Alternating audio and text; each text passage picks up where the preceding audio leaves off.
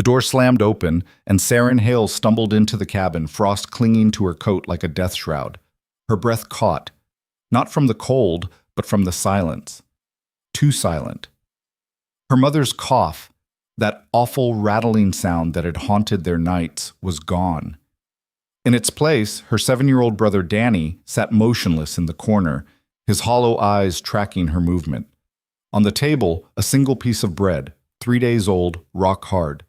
And in the bedroom doorway, a woman in expensive furs stood like a specter, her lips curved in something that wasn't quite a smile. Before we dive into this story of survival, desperation, and the impossible choices we make for love, hit that like button and drop a comment telling me what city you're watching from. I want to see how far Saren's journey reaches across the world. Now, let's begin. The mountains didn't care if you lived or died. Saren had learned that lesson young, watching her father's body carried down from the timberline wrapped in canvas, his face already blue beneath the ice. The mountains took what they wanted and gave nothing back except maybe a view, and you couldn't eat a view. She kicked snow off her boots before stepping fully inside, her fingers numb even through the wool gloves she'd mended so many times they were more patched than original fabric. The trapline had yielded exactly nothing for the third day running. Either the rabbits had moved on or they'd grown smart enough to avoid her amateur snares. Either way, her family was still hungry. Danny? Her brother didn't answer, didn't even blink, just kept staring at her with those big brown eyes that seemed too large for his thin face. He'd stopped talking 2 weeks ago, right around the time the last of the jerky ran out. The doctor in town, back when they could still afford a doctor, had said it was shock, malnutrition. The kind of thing that happened to kids when their bodies started eating themselves from the inside. "Where's Mama?" Danny's gaze shifted toward the bedroom, slow as molasses in January. The woman in furs stepped aside, revealing the darkened doorway behind her. She was older, maybe 60, with silver hair pulled back so tight it looked painful, and a face that might have been beautiful once before the mountain weather got to it. But her clothes screamed money in a way that felt obscene in their tiny cabin with its newspaper-stuffed walls and smoking stove. "Your mother is resting," the woman said. Her voice was smooth, educated, nothing like the rough mountain drawl Saren had grown up with. "I gave her something for the pain, laudanum. I hope you don't mind." Saren's jaw clenched. "Who the hell are you?" "Eleanor Vance." The name came out crisp, expecting recognition. When Saren's face stayed blank, something flickered in the woman's eyes. Surprise, maybe, or annoyance. "Of the Vance Ranch, the largest cattle operation in 3 counties. Never heard of it." "That's because you're dying up here." Eleanor's gaze swept the cabin, taking in the cracked windows stuffed with rags, the empty pantry shelves visible through the kitchen doorway, the way the floorboards had rotted through in the corner where the roof leaked. "Quite literally dying, from what I can see." Saren moved past her into the bedroom, her heart hammering. Her mother lay on the narrow bed, her breathing shallow and wet-sounding. Her face had gone gray, the color of dirty snow, and her lips had a blue tinge that Saren recognized from her father's corpse. The covers barely rose with each breath. "Mama?" She knelt beside the bed, taking her mother's hand. The skin felt paper-thin, cool to the touch. "Mama, can you hear me?" Her mother's eyelids fluttered, but didn't open. A weak sound escaped her throat, something between a word and a sigh. "Pneumonia," Eleanor said from the doorway. "Advanced stage. The laudanum helps, but it's just managing symptoms at this point. She needs a hospital, proper medicine, warmth, food, things I suspect you can't provide." The truth of it hit like a fist to the stomach. Saren had known her mother was sick, had been sick since October, but seeing it laid out so plainly made it real in a way she'd been avoiding. They were out of time, out of options, out of everything except pride, and you couldn't burn pride to keep warm. "What do you want?" Saren's voice came out rough. She stood, squaring her shoulders, even though she was nearly a foot shorter than Eleanor. "People like you don't just show up at cabins like this with free laudanum and medical advice. What's your angle?" Eleanor smiled, and this time it reached her eyes. Not warmth exactly, but something like respect. "You're smarter than you look. Good. I have a proposition for you, Miss Hale, one that will save your mother's life, keep your brother fed, and give you a roof over your head that doesn't leak." "I'm listening." "Marry my nephew." The words hung in the air between them, absurd and terrifying all at once. Saren waited for the punchline, the catch, but Eleanor's face stayed serious. "You're joking. I've never been more serious in my life." Eleanor moved into the room, her expensive boots clicking on the rough floorboards. "My nephew Rowan was injured 2 years ago, a riding accident in the high country. His horse went over a ledge during a storm. He survived, but his legs were badly damaged. He can walk, barely, with a cane, but the pain is constant, and it's made him—" She paused, searching for the right word. "Difficult." "Difficult how?" "Angry, bitter. He's driven away 3 nurses, 2 housekeepers, and a physical therapist who came all the way from Chicago. He refuses visitors, barely eats, and spends most of his time locked in his study drinking whiskey and feeling sorry for himself. The ranch is suffering because he won't manage it properly. The hands don't respect him anymore. And I'm getting too old to run it myself." Saren crossed her arms. "Still not hearing why I should care about your family drama. Because I'm offering you a trade." Eleanor's voice hardened, losing its polite veneer. "You marry Rowan, make an honest effort to be his wife, live with him, help manage the household, give the appearance of a proper marriage, and in return, I'll move your mother to the ranch. We have a doctor who visits twice a week. She'll have her own room, warm fires, regular meals, proper medicine. Your brother, too. He'll have food, education, a future that doesn't involve freezing to death in a shack. And what does your nephew get out of this? A reason to stop feeling sorry for himself. Company, whether he wants it or not. And perhaps if you're as stubborn as you seem, someone who won't let him drink himself into an early grave." Eleanor tilted her head, studying Saren like a horse she was considering buying. "You're strong, used to hardship, not prone to theatrics or vapors. Rowan doesn't need another delicate flower wringing her hands over his condition. He needs someone who will look at a crippled man and see a man who can still be useful." The words settled into Sarene's chest like stones. A crippled man, a bitter drunk, a marriage that was really just another form of servitude, except this time she'd be trapped by vows instead of poverty. Every instinct screamed at her to refuse, to tell this rich woman to take her proposition and her laudanum and get the hell out of their cabin. But then her mother coughed, a wet, rattling sound that seemed to go on forever. And Danny whimpered in the other room, and Saren knew she didn't actually have a choice. Not really. This was survival, same as setting trap lines or chopping wood. You did what you had to do. "How do I know you'll keep your word?" she asked. "About my family. How do I know you won't just take me down to your ranch and then kick them out?" Eleanor reached into her fur coat and pulled out a folded document.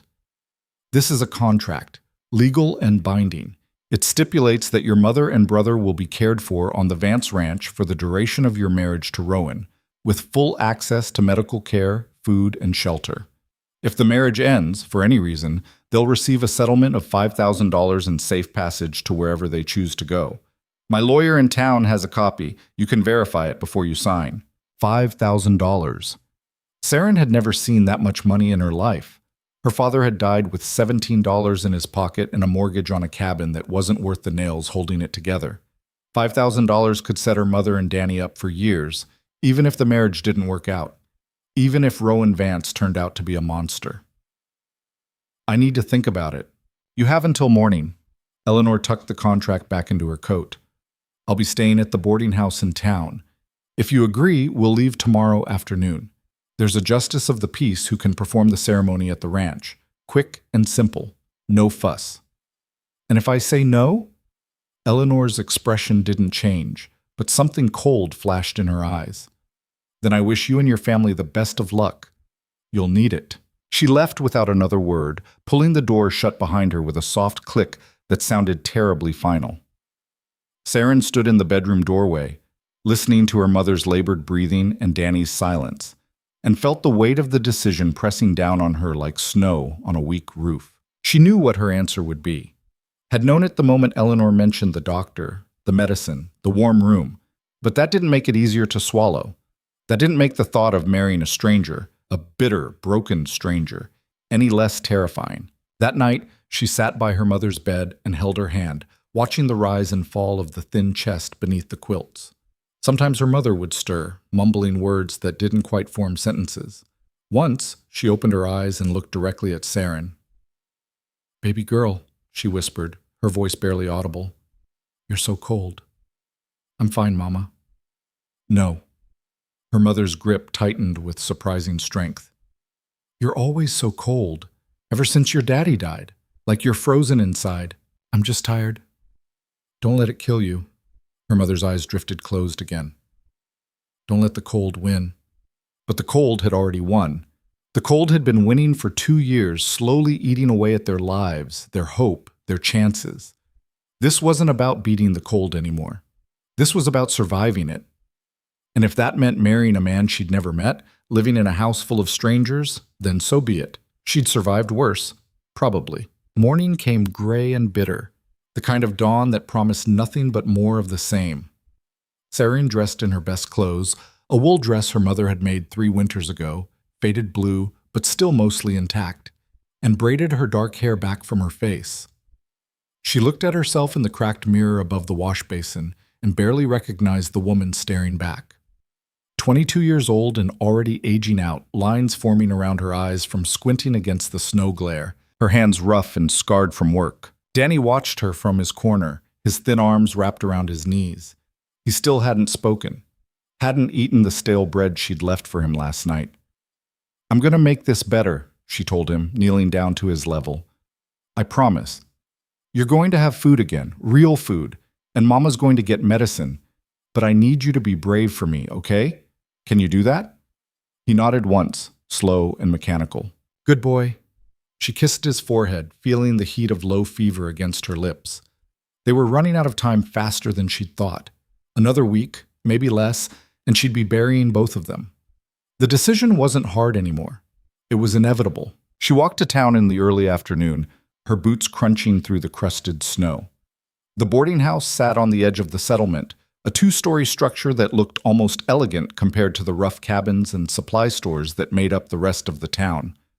Eleanor was waiting in the parlor, dressed in traveling clothes that probably cost more than Saren's entire cabin. I'll do it, Saren said without preamble. I'll marry your nephew. Eleanor nodded as if she'd never doubted the outcome. Wise choice. Sign here. The contract was exactly as Eleanor had described, cold, legal language that reduced their arrangement to terms and conditions. Saren read it twice, making sure there were no hidden clauses, no tricks. When she was satisfied, she signed her name in careful script at the bottom. Her hand shook slightly, making the letters waver. Excellent. Eleanor produced a small leather purse and counted out $20 in bills for immediate expenses. Get your mother and brother ready to travel. My men will bring a wagon to collect them this evening. You'll come with me now. Now?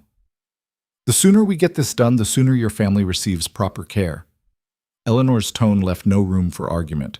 Unless you've changed your mind. Serene thought of her mother's gray face, Danny's hollow eyes. No, I haven't changed my mind.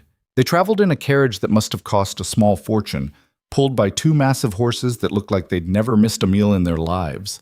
The interior was lined with leather and velvet, warmer than any space Saren had occupied in months. She sat rigid on the bench seat, acutely aware of how out of place she was, how her worn dress and rough hands looked against the luxury surrounding her. Eleanor sat across from her, apparently content with silence. After an hour of watching the mountains roll past the window, Saren couldn't take it anymore. Tell me about him, your nephew. What's he really like? Eleanor considered the question for a long moment. Before the accident, Rowan was extraordinary, fearless. He could track anything that moved, survived a winter alone in the high country when he was 19 just to prove he could. The ranch hands would have followed him into hell if he asked. He had this way of making you believe anything was possible. And after? After, he's a ghost wearing Rowan's face. The pain is part of it. The doctors say his legs will never fully heal, that he'll deal with chronic pain for the rest of his life. But it's more than that. He lost himself up on that mountain, and he can't seem to find his way back. You really think marrying him off to a stranger is going to fix that? Eleanor's laugh was sharp and humorless.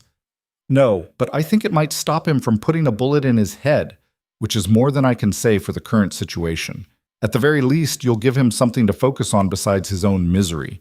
And if you're lucky, maybe you'll remind him that there are things worth living for. No pressure, then. Oh, there's plenty of pressure, Miss Hale. Make no mistake, I'm not doing this out of charity. The Vance Ranch is my legacy, and I need Rowan functional enough to run it properly when I'm gone. If you can help make that happen, wonderful. If not, she shrugged. Well, at least your family will be taken care of. They arrived at the ranch as the sun was setting, painting the snow-covered fields in shades of orange and pink. The main house rose against the mountains like something out of a storybook. 3 stories of white-painted wood and stone with wide porches and tall windows that glowed with lamplight. Barns and outbuildings sprawled around it, everything neat and well-maintained despite the harsh winter. Cattle dotted the distant fields, dark shapes against the snow. It was the kind of wealth Saren had only imagined. The kind that felt obscene when she thought about her mother dying in a one-room cabin with newspapers stuffed in the walls. "Home sweet home," Eleanor said dryly. "Come, let's get this over with." Inside, the house was even more impressive. High ceilings, polished wood floors, furniture that looked like it belonged in a catalog. A fire roared in a massive stone fireplace, throwing heat that Saren felt like a physical force after so many months of cold.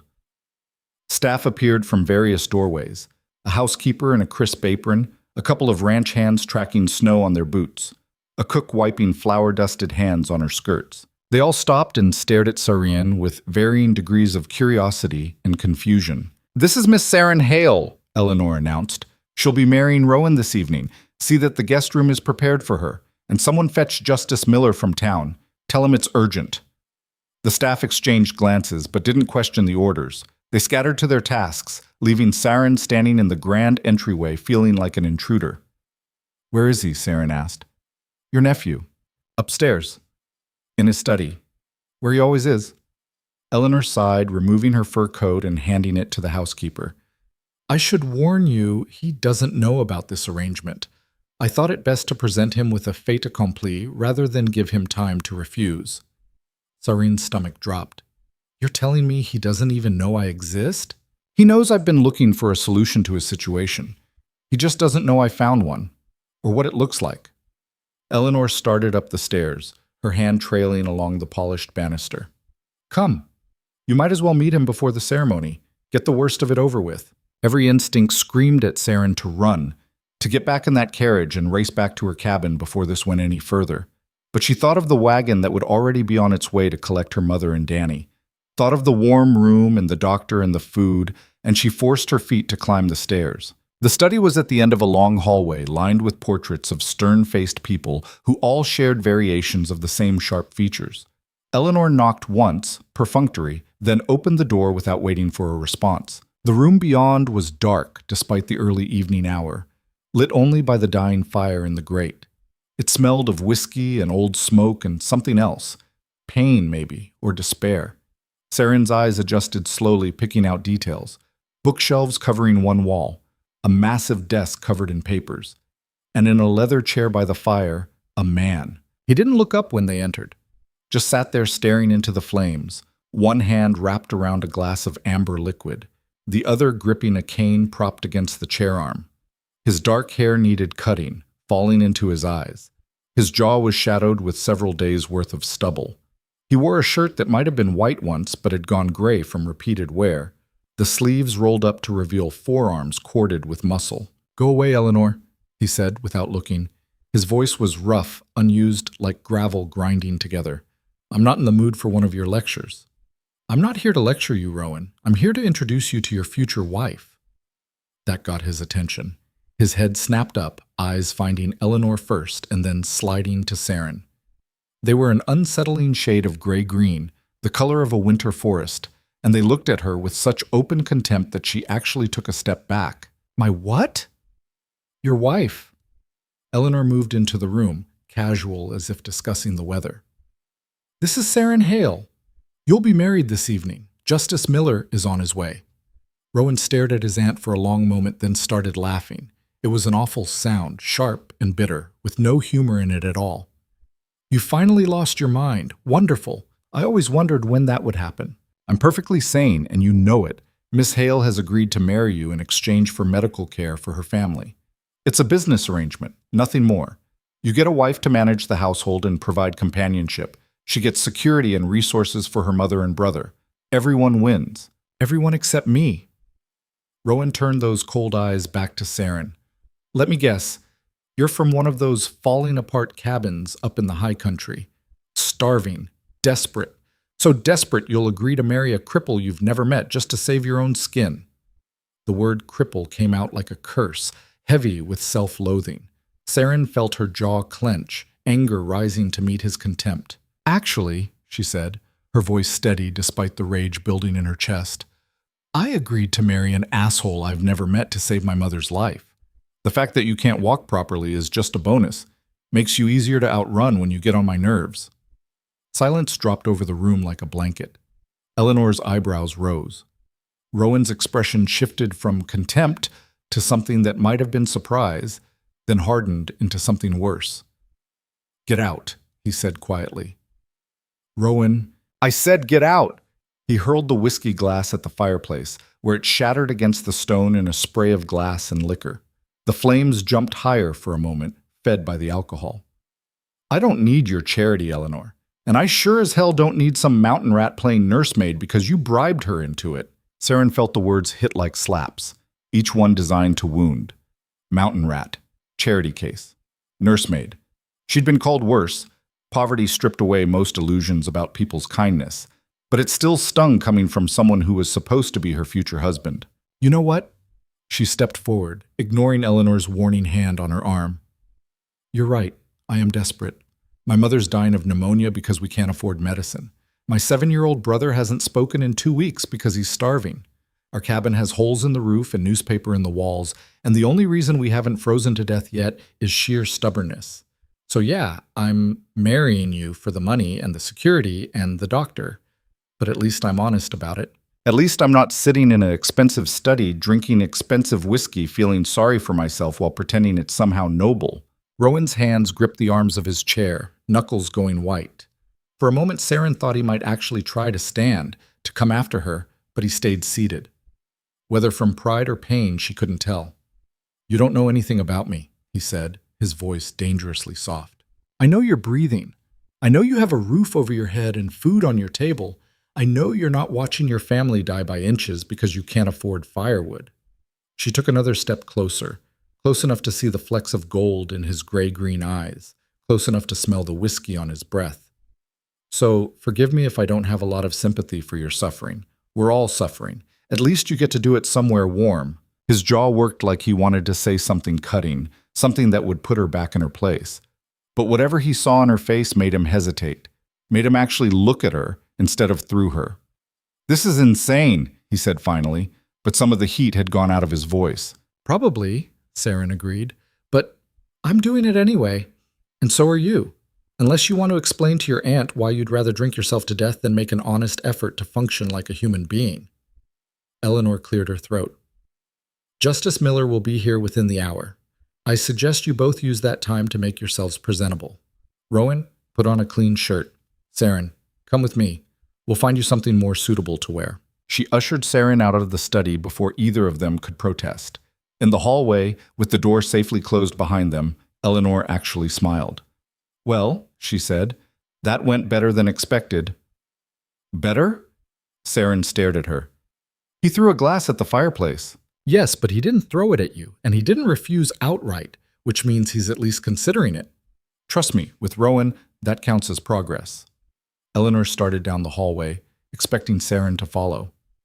Come, let's get you ready, and try not to look quite so terrified. It's just a wedding, not an execution. Saren wasn't so sure there was a difference. The guest room Eleanor led her to was bigger than her entire cabin had been, with a 4-poster bed covered in quilts that looked hand-stitched and expensive. A fire burned in the small fireplace, and there was even a private washroom with running water. Luxury beyond anything Serene had imagined. A dress had been laid out on the bed, deep green wool with mother-of-pearl buttons, simple but well made. Saren touched it hesitantly, half expecting it to disappear like smoke. It was mine 30 years ago, Eleanor said from the doorway. We're about the same height. It should fit well enough.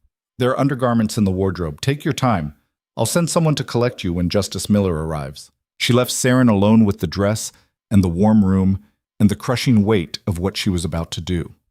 Getting married. To a man who hated her on sight. To a bitter drunk who couldn't even stand without a cane. She thought about her mother's gray face, Danny's hollow eyes, and forced herself to pick up the dress. It fit better than it had any right to, hugging her waist and falling in clean lines to her ankles. The color brought out the brown in her eyes, made her dark hair look almost glossy in the firelight. She looked like a different person. Not beautiful, exactly. The mountains had carved too much hardness into her features for beauty. But presentable. Respectable. Like someone who belonged in a house like this. It felt like a lie. A knock on the door made her jump. The housekeeper, a woman named Margaret, who'd been polite but distant, poked her head in. "Justice Miller is here, miss. They're waiting in the parlor."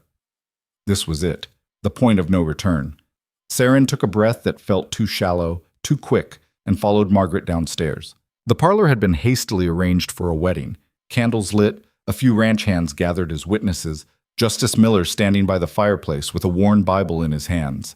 He was an older man, weathered and practical-looking, the kind who probably performed weddings and funerals with equal efficiency. And there was Rowan. He'd changed into a clean shirt and dark jacket that probably looked impressive on a man who could stand properly.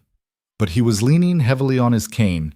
His weight shifted awkwardly to one side, and his face was pale beneath the stubble. Whether from pain or anger or something else, Saren couldn't tell. He didn't look at her when she entered, just kept his eyes fixed on some point past Justice Miller's shoulder, his jaw clenched tight. "This is a mistake," a voice whispered in Saren's head. "You still have time to run." But she didn't run. She walked across the parlor on legs that felt disconnected from her body and took her place beside Rowan.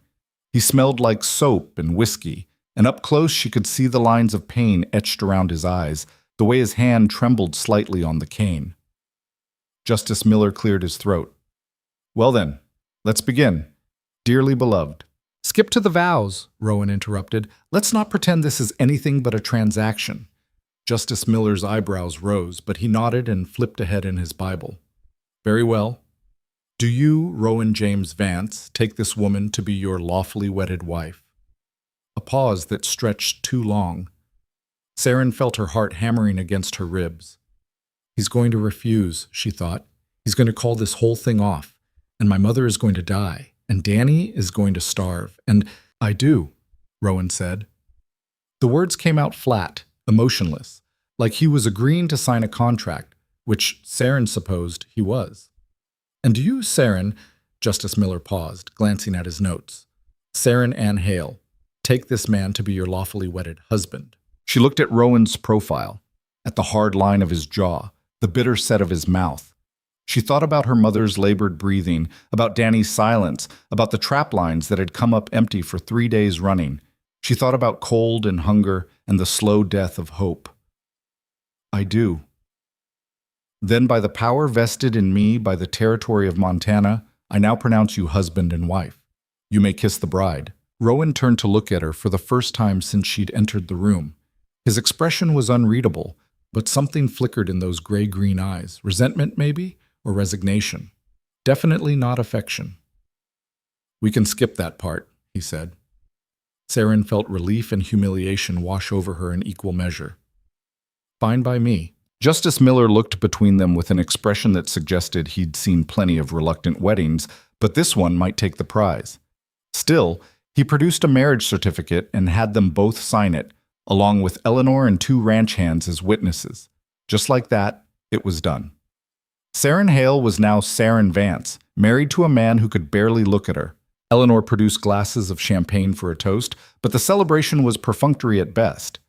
The ranch hands mumbled congratulations that sounded more like condolences.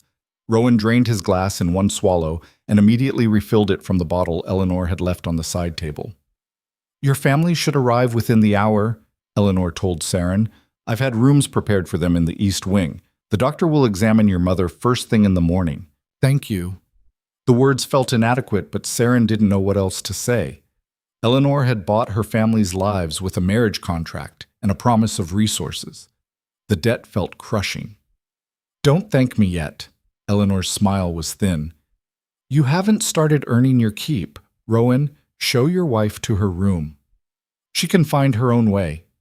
He was already heading for the door, his gait uneven but determined, the cane thumping against the floor with each step. "Rowan," something in Eleanor's voice made him stop. made him turn back with an expression that could have curdled milk. "Show your wife to her room." The silence that followed could have been cut with a knife. Saren saw the muscles in Rowan's jaw work, saw his hand tighten on the cane until his knuckles went white. For a moment she thought he'd refuse, thought he'd tell his aunt exactly where she could shove her orders. Instead, he jerked his head toward the stairs. "Follow me." He didn't wait to see if she complied, just started toward the staircase with that awkward, limping gait that was somehow worse to watch, because you could tell it cost him. Pride and pain fighting for dominance with every step. Saren followed, acutely aware of the ranch hands watching, of Eleanor's calculating gaze tracking their progress. The stairs were clearly agony for him. He took them one at a time, his weight on the cane and the banister, his breathing harsh by the time they reached the second floor. Saren wanted to offer help, but suspected that would go over about as well as a punch to the face. He led her down a hallway different from the one Eleanor had used earlier, this one darker. The portraits on the walls less formal, family photos, hunting trophies, the accumulated history of the Vance line. He stopped at a door near the end and pushed it open. "This was my mother's room," he said without looking at her. "It connects to mine through that door." He pointed to a door on the far wall. "Keep it locked. I'll do the same. With any luck, we can go days without seeing each other." Saren stepped into the room, another space of impossible luxury, with a canopy bed and a window seat overlooking the snow-covered fields. It was beautiful and cold and felt nothing like home. "Anything else I should know?" she asked, turning back to find him still in the doorway. "Any other rules for this arrangement? Stay out of my way. Don't expect anything from me. And for God's sake, don't try to fix me. I'm not some project for you to work on because you're bored. Wouldn't dream of it." Saren crossed her arms. "You've made it very clear you're perfectly happy being miserable." His eyes flashed. "You don't know anything about what I—" "Yeah, you mentioned that already. You don't know me, I don't know you. We're strangers playing house for money. I get it." She moved closer to the door, close enough to see the gray shadows under his eyes, the way pain had carved deep lines into his face. "But you should know something. I didn't agree to this arrangement because I had better options. I agreed because it was this or watch my family die. So I'm going to make the best of it, even if you're determined to make that as difficult as possible. We don't have to like each other. We don't even have to talk. But we're stuck together now, so we might as well try not to make each other completely miserable." She didn't wait for a response, just stepped back and closed the door in his face, hearing the lock click into place with a finality that echoed through the empty room. Outside, she heard him stand there for a moment longer. Then came the uneven thump of his cane as he walked away. Saren sank onto the bed, still wearing Eleanor's green dress, and finally let herself feel the full weight of what she'd just done. She was married to a man who hated her, living in a house full of strangers, bound by a contract that felt more like a prison sentence than a partnership. But her mother would get medicine, Danny would get food, they would be warm and safe and cared for. That was what mattered. That was what she'd keep telling herself, night after night in this beautiful cold room, until maybe she started to believe it. Outside her window, snow began to fall again, silent and relentless, covering everything in white. Saren woke to the sound of voices in the hallway, low, urgent, unfamiliar.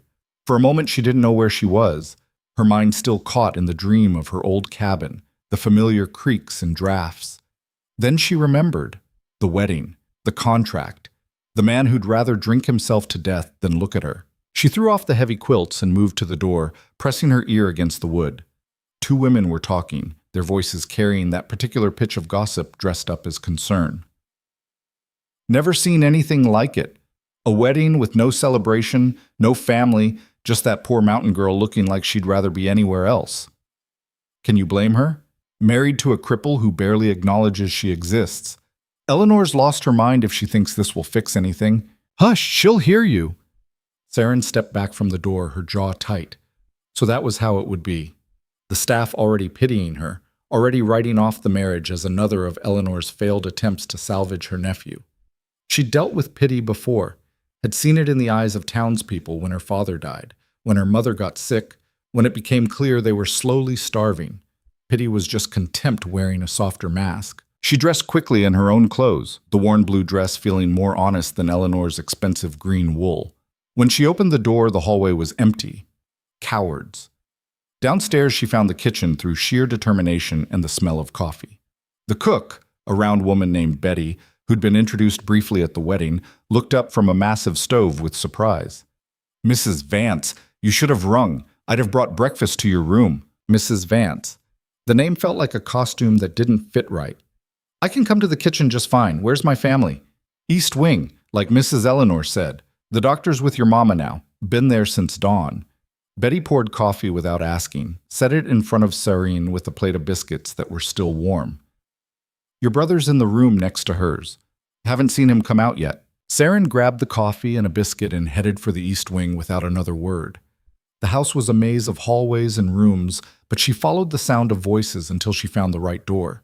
It was open. Inside, her mother lay in a bed 3 times the size of the one in their cabin, propped up on pillows, while a gray-haired man in spectacles listened to her chest with a stethoscope. "Mama?" Her mother's eyes opened, clearer than they'd been in weeks. "Serene, baby, you look different." "I'm fine." She moved to the bedside, taking her mother's hand. The skin still felt thin, fragile, but warmer than yesterday. "How are you feeling?" "Like I can breathe." Her mother's smile was weak but genuine. "This nice doctor says I've got a fighting chance if I rest and take the medicine he's giving me." The doctor straightened, removing the stethoscope. "Dr. Harrison, your mother has advanced pneumonia, but it's not too late for treatment. I'm prescribing a regimen of antibiotics and bed rest. She'll need to stay warm, eat regular meals, and avoid any physical exertion for at least a month. After that, we'll reassess." A month. 4 weeks ago, Serene had thought her mother wouldn't last 4 more days. "Thank you." "Don't thank me. Thank Mrs. Eleanor. She's the one paying my fees." He packed his instruments into a leather bag. "I'll check on her again tomorrow. Make sure she takes all the medicine, even when she starts feeling better. Pneumonia has a nasty habit of coming back if you don't finish the treatment."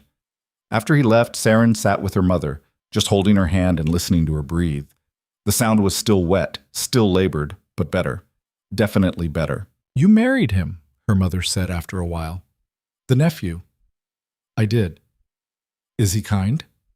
Serene thought about Rowan's contempt. The glass shattering against the fireplace. The way he'd told her to stay out of his way like she was some kind of pest. "He's complicated." "That's not an answer." "It's the only one I've got right now." Serene squeezed her mother's hand. "But you're safe. You and Danny both. That's what matters."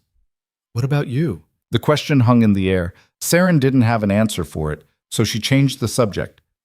"Where's Danny?" "Next room. He still won't talk, but he ate breakfast. Eggs and toast and bacon. I watched him through the door. He ate every bite." That was something. That was progress. Serene kissed her mother's forehead and went to find her brother. Danny's room was smaller but still nice, with a window overlooking the barns. He sat on the floor in the corner, his usual position, but he was playing with something. A carved wooden horse, smooth and detailed, the kind of toy that probably cost more than their cabin's monthly mortgage. "Hey, little man."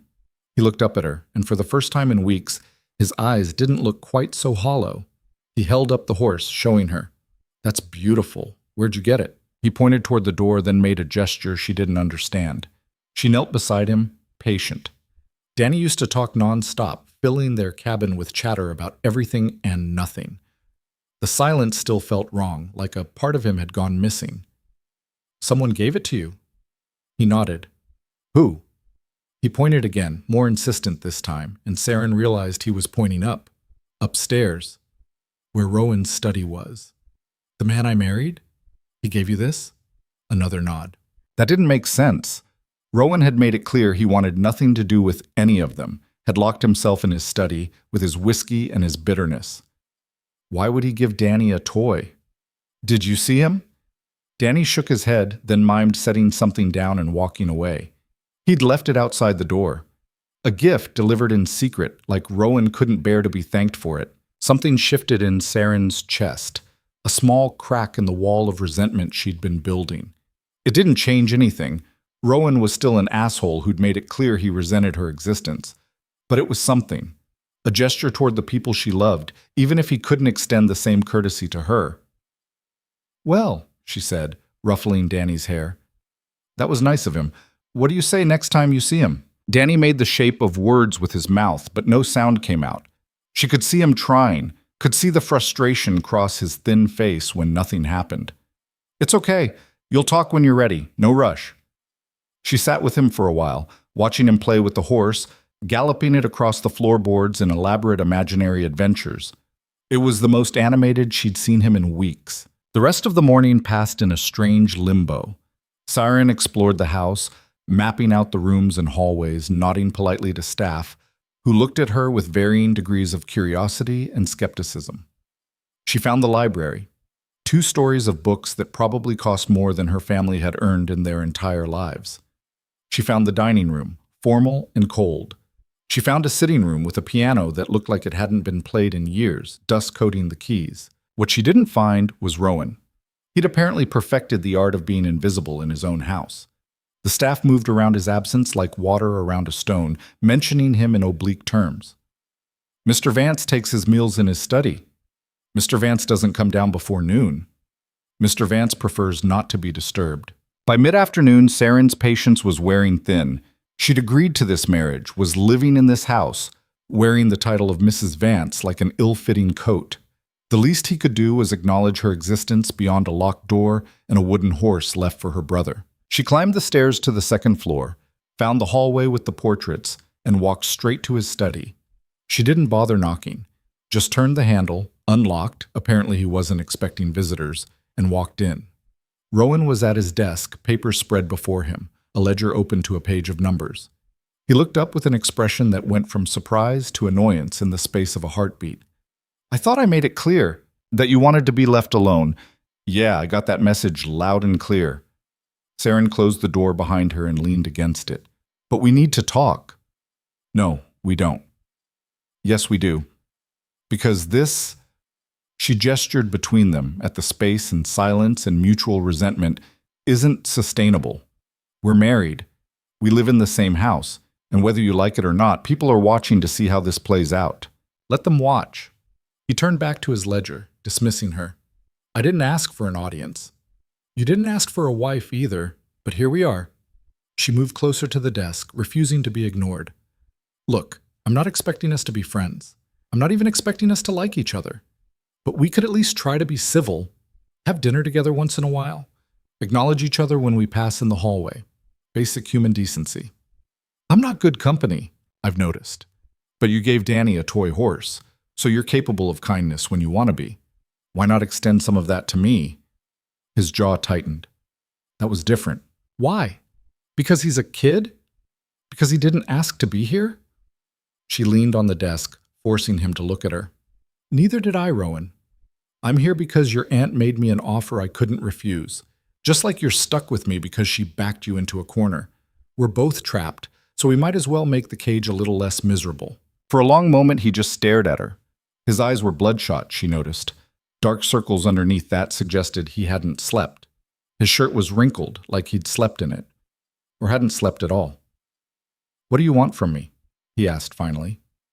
Dinner, tonight. In the dining room, not your study.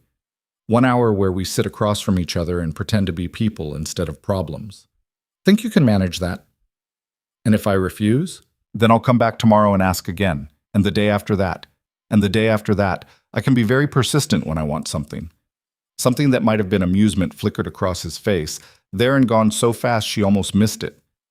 I'm starting to see that. So, dinner? He sighed, the sound heavy with resignation. Fine, dinner, but don't expect conversation. I'm out of practice. I'll do enough talking for both of us. 7 o'clock?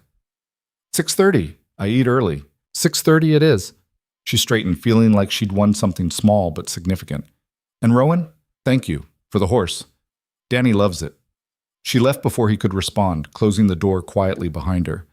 In the hallway, she let out a breath she hadn't realized she'd been holding. It wasn't much, one dinner grudgingly agreed to, but it was a start. A crack in the wall he'd built around himself. The rest of the afternoon dragged. Saren checked on her mother, who was sleeping peacefully for the first time in months. She played with Danny, building elaborate adventures with the wooden horse. She ate lunch in the kitchen with Betty, who was warming up to her now that it was clear Saren wasn't above spending time with the staff. You should know, Betty said, sliding a plate of cold roast beef and bread across the table. Mr. Rowan wasn't always like this. Before the accident, he was different. How different? Kind. Funny, even. He'd come down to the kitchen and steal cookies while they were cooling, charm me into making his favorites. The ranch hands loved him. He worked alongside them, never asked anyone to do something he wouldn't do himself. Betty's expression turned sad. The accident changed him. Not just his legs. Something inside broke too. What happened?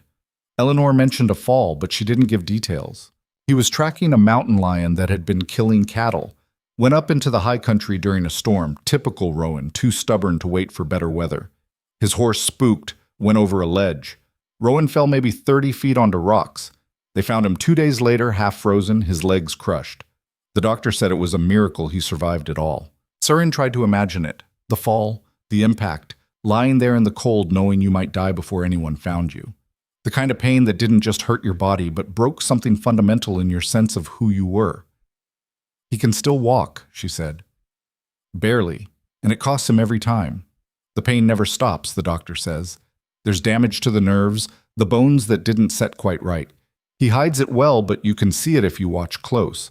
Every step is agony. That explained the whiskey, the bitterness, the way he'd locked himself away from the world. He was living in constant pain with no relief in sight, watching himself become a shadow of who he'd been. It didn't excuse his behavior, but it made it make more sense. He needs something to look forward to, Betty said, something beyond just managing the pain day to day. Maybe you can give him that. I wouldn't know where to start. Start with dinner. See where it goes from there. At 6:30 sharp, Saren made her way to the dining room. The table had been set for two, candles lit despite the daylight still filtering through the windows. It felt absurdly formal for what was essentially two strangers eating in uncomfortable silence, but she appreciated the effort. Rowan arrived 3 minutes late, his gait slow and unsteady.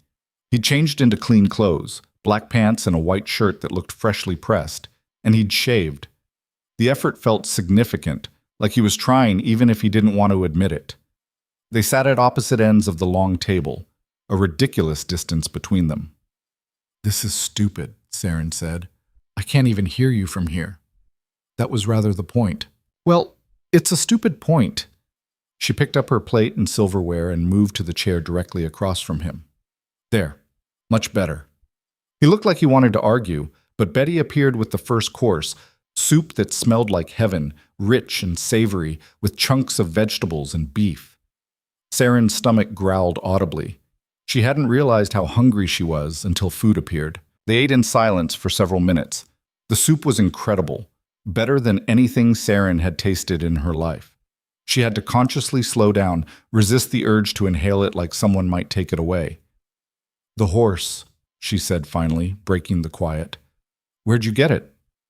Carved it myself, years ago when I was laid up after breaking my arm. Seemed like something a kid might like. He loves it. Hasn't put it down since he found it. Rowan nodded, not quite meeting her eyes. How's your mother? Better. The medicine is helping. The doctor says if she rests and eats properly, she might fully recover. Good. He took a drink of water. Water, she noticed, not whiskey. Another small concession. And you? How are you settling in? The question caught her off guard. She'd expected stony silence or terse answers, not actual curiosity about her well-being. It's strange. All this space, all this warmth. I keep waiting for it to disappear. It won't. Eleanor's many things, but she keeps her word. Unlike some people. His eyes finally met hers, sharp and defensive. If you have something to say, say it. You promised to have dinner with me, and you're barely talking. That's not really keeping your word. I'm here, aren't I? Physically, but you're 1,000 miles away in your head. She set down her spoon, leaning forward. Look, I get it. You didn't want this. You're in pain and you're angry, and you'd rather be alone with your whiskey. But I'm here anyway, and we might as well make an effort. So tell me something, anything. What did you do before the accident? He was quiet for so long she thought he wouldn't answer. Then, I ran the ranch, managed the herds, the land, the business side. I knew every acre, every trail, could track anything that moved and tell you what it had for breakfast. I was good at it. What happened to the ranch after you got hurt? Eleanor took over. She's competent, but she's old. The hands know it. They test her, push boundaries. We've lost cattle to poor management, lost good workers who didn't want to take orders from an old woman. The place is falling apart slowly, and there's nothing I can do about it. The bitterness in his voice was corrosive. Saren could hear it eating at him. The loss of purpose may be worse than the loss of mobility. "Why can't you do anything about it?" she asked. "Because I can barely walk, let alone ride out to check fence lines or drive cattle. The men don't respect me anymore. They see the cane, the limp, and they see weakness. A crippled man can't run a ranch." "That's the stupidest thing I've ever heard." He stared at her. "Excuse me? You heard me? It's stupid. Your legs are damaged, not your brain. You know this land, you know the business, you know what needs to be done. So what if you can't ride? You can still give orders, make decisions, manage the operation, unless you're saying Eleanor's doing it wrong because she's old and female, in which case you're not just bitter, you're a hypocrite." "That's not what I meant." "Then what did you mean?" "Because it sounds like you've decided that since you can't do things exactly the way you used to, there's no point in doing them at all." "That's not pain talking, Rowan. That's self-pity." She watched anger flash across his face, watched his hand tighten on the table edge. For a moment she thought he'd get up and leave, end the dinner right there. Instead, he took a breath. "You don't know what it's like," he said quietly, "to lose everything that made you who you were." "You're right, I don't, but I know what it's like to watch people give up. My father did it after the first bad winter, stopped trying to make the cabin work, stopped planning for the future. He was just going through the motions until the mountain killed him, and I'll be damned if I watch you do the same thing." "Why do you care?" Good question. Saren wasn't entirely sure herself. Maybe because she'd seen too much death and giving up already. Maybe because somewhere under the bitterness and pain, she could see echoes of the man Betty had described, the one who'd been kind and capable and alive. "Because you gave my brother a toy horse," she said finally. "Because you're keeping your word about my family even though you hate me. Because I think there's still something worth saving under all that anger, and it seems like a waste to let it die just because things got hard." Betty appeared with the main course, roasted chicken with potatoes and carrots, everything seasoned perfectly. They ate in silence again, but it felt different this time, less hostile, more contemplative. "The men won't listen to me," Rowan said after a while. "I've tried. They nod and agree to my face, then do whatever they want. So make them listen. Find the leader, the one the others follow, and get him on your side, then the rest will fall in line." It's not that simple. It never is. But it's better than sitting in your study drinking yourself stupid and pretending you don't care. He almost smiled. Almost. "You're very blunt. Mountain living doesn't leave much room for politeness. You say what you mean or you freeze to death while you're dancing around the point." "Fair enough." He pushed food around his plate, thinking. "There's a foreman, Jack Brennan. Good man. Been with the ranch for 20 years. He respected me before the accident. Maybe I could start there." "Sounds like a plan." "Don't get your hopes up. He might tell me to go to hell. Then you try someone else. You keep trying until something works." She met his eyes across the table.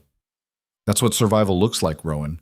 You don't give up just because the first attempt fails." They finished dinner with something approaching actual conversation, stilted and awkward, but real. Rowan told her about the ranch, the layout of the land, the challenges of running a cattle operation in harsh mountain winters. Saren talked about the trap lines, about learning to survive with nothing, about the difference between being poor and being desperate. When they were done, Rowan stood slowly, his face tightening with the effort. "Same time tomorrow?" Saren asked. He paused, clearly surprised. "You want to do this again? Unless you'd rather go back to eating alone in your study." "I wouldn't say I enjoyed this." "But you didn't hate it either. I can see it on your face. You're less miserable than you were this morning. So yeah, same time tomorrow. And maybe the day after that. Eventually, you might even start looking forward to it. Don't push your luck. You're pushing my luck is how I got this far." She stood as well, gathering her plate. "Good night, Rowan." "Good night." She made it to the doorway before his voice stopped her. "Saren?" She turned back. "Thank you. For dinner. For pushing." It wasn't much, but coming from him, it felt like a lot. "You're welcome." The next few days fell into a pattern. Saren spent her mornings with her mother and Danny, watching them grow stronger with proper food and medicine. The doctor's visits became shorter, more optimistic. Her mother's cough eased. Color returned to Danny's face. He still didn't talk, but he'd started exploring the ranch with the wooden horse, creating elaborate worlds in the barns and fields. Afternoons, Saren explored. She walked the ranch with one of the hands, a young guy named Tom who seemed bemused by the new Mrs. Vance's interest in fence lines and cattle movements. She learned the layout, the rhythm of the operation, where things worked and where they were falling apart. Eleanor watched her with sharp, calculating eyes, but said nothing. Just observed, waiting to see what Saren would do with her newfound position. Evenings were dinner with Rowan. Every night at 6:30, they sat across from each other and tried to be human. It got easier. The silences grew less awkward. He started asking questions about her day, and she'd tell him what she'd seen, what problems she'd noticed. He'd explain the history, the context, the reasons things were done certain ways. "The north fence is falling apart," she said one night, a week into the arrangement. "I know, we don't have the manpower to fix it right now." "Why not?" "You've got a dozen hands who spend half their time standing around smoking. They're waiting for spring work, branding, moving cattle to summer pasture, fixing fence is grunt work beneath them." "That's ridiculous. Work is work." Rowan shrugged. "Take it up with Brennan. He sets the work schedules." "Maybe I will." That got his attention. "You're serious?" "Why wouldn't I be? The fence needs fixing. You've got men sitting idle. Seems straightforward to me." "Saren, these are ranch hands, rough men who don't take kindly to being told what to do by a woman, especially one who doesn't know cattle from chickens." "Then I'll learn the difference, and I'll tell them anyway." She took a drink of water, unless you'd rather do it yourself. The challenge hung between them. She watched him process it, watched the war play out on his face. Pride versus pain, the desire to reclaim his authority versus the fear of failure. "I'll talk to Brennan," he said finally. "Tomorrow." "Want company?" "No. I'm coming anyway."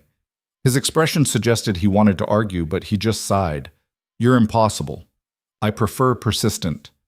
The next morning, Saren found Rowan in the barn, leaning against a stall door and talking to a weathered man with iron gray hair and a face like old leather.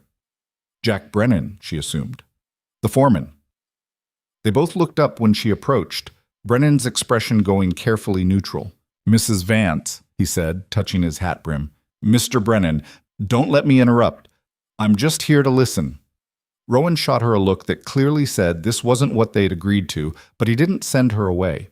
Instead, he turned back to Brennan. "The north fence," he said. "It needs work before spring. I want a crew on it next week." Brennan frowned. "Most of the boys are occupied with winter maintenance. Can't spare them for fence work right now." "Then reassign them. The fence is a priority." "With respect, Mr. Vance, Mrs. Eleanor already approved the current work schedule. If you want to change it, you'll need to take it up with her." It was a polite dismissal, and they all knew it. Brennan was using Eleanor as a shield, refusing to acknowledge Rowan's authority without directly defying him. Saren watched Rowan's jaw tighten, watched him start to retreat into familiar bitterness. Before he could respond, she stepped forward. "Mr. Brennan, how long have you worked for the Vances?" He looked surprised at the question. 22 years, ma'am." "So you remember what this ranch was like before the accident, when Rowan was running things?" "I do. And how's it doing now, honestly?" Brennan's gaze flicked to Rowan, uncertain. "It's managing." "That's not what I asked. Is this ranch better, worse, or the same as it was 2 years ago?" A long pause. Then, "Worse. We've lost ground, lost cattle, lost good men who didn't want to stick around through the decline." "And you think that's because Eleanor's in charge? Or because the man who actually knows this land has decided he's too broken to do anything about it?" "Saren," Rowan's voice held a warning. She ignored him. "Because from where I'm standing, Mr. Brennan, you're using Mrs. Eleanor as an excuse not to follow orders from a man who knows this ranch better than anyone alive. And that's not respect, that's cowardice." Brennan's face darkened. "You've been here a week. You don't know." "I know that Rowan Vance built this operation into something impressive before his accident. I know he's still the same person, same knowledge, same capability. The only thing that's changed is his legs. And last I checked, you don't run a ranch with your legs. You run it with your brain and your will, both of which he still has." The barn had gone quiet. Other hands had stopped their work, listening. "You want respect?" Saren continued, looking at Rowan now. "Then stop asking for it and take it. You know what needs to be done. Give the order and make it stick." Rowan met her gaze, and something shifted in his expression. The uncertainty faded, replaced by something harder, more familiar. The man he'd been before the mountain tried to kill him. He turned to Brennan. "You'll put a crew on the north fence starting Monday. 4 men, minimum. They'll work until it's done properly. If anyone has a problem with that, they can find employment elsewhere. Are we clear?" Brennan stood there for a moment, measuring. Then he nodded slowly. "Crystal clear, Mr. Vance. I'll see it done." "Good. And Brennan, from now on, when I give an order, you follow it. Eleanor's in charge of the household and the books. I'm in charge of the ranch operations. That's how it's going to be." "Understood, sir." After Brennan left, Rowan turned to Saren with an expression caught between gratitude and annoyance. That was necessary. He was never going to respect you if you kept treating Eleanor's authority as more important than your own. You basically called him a coward in front of his crew. Was I wrong? No, but it was risky. He could have told me to go to hell. But he didn't. Because somewhere under all that testing, he still respects you. He just needed to remember why. She started walking toward the barn exit. "You coming? I want to check on my mother before lunch." He followed, his cane thumping against the packed earth floor. "You're terrifying, you know that?" "I've been called worse." "I believe it." They walked back to the house in comfortable silence, and Saren felt something settle in her chest. It wasn't friendship exactly. Wasn't even close to whatever marriage was supposed to be. But it was partnership, tentative and fragile but real. They were figuring out how to exist in the same space without making each other miserable. It was a start. That night, Saren woke to the sound of breaking glass. She sat up fast, her heart hammering, the sound coming from somewhere close. Through the connecting door. Rowan's room. She grabbed her robe and moved to the door, pressing her ear against the wood. Nothing. Then a low groan, muffled, the kind of sound someone makes when they're trying not to scream. Her hand hesitated on the handle. He told her to keep the door locked, to stay out of his space. But that sound, it wasn't anger or drunkenness. It was pain, raw and immediate. She turned the handle, unlocked on her side. She pushed it open. Rowan's room was dark except for the moonlight coming through the window. He was on the floor beside his bed, one hand gripping the bedpost, the other pressed against his thigh. The broken glass, a water tumbler, was scattered across the floor where it had fallen. His face was twisted, teeth clenched, sweat beading on his forehead despite the winter cold. "Get out!" he managed through gritted teeth. Not a chance. Saren crossed the room, careful of the glass, and knelt beside him. "What happened?" "Leg cramp, bad one. Just leave me alone." But she could see it wasn't just a cramp. His left leg was twisted at an awkward angle, the muscle locked rigid beneath his sleeping pants.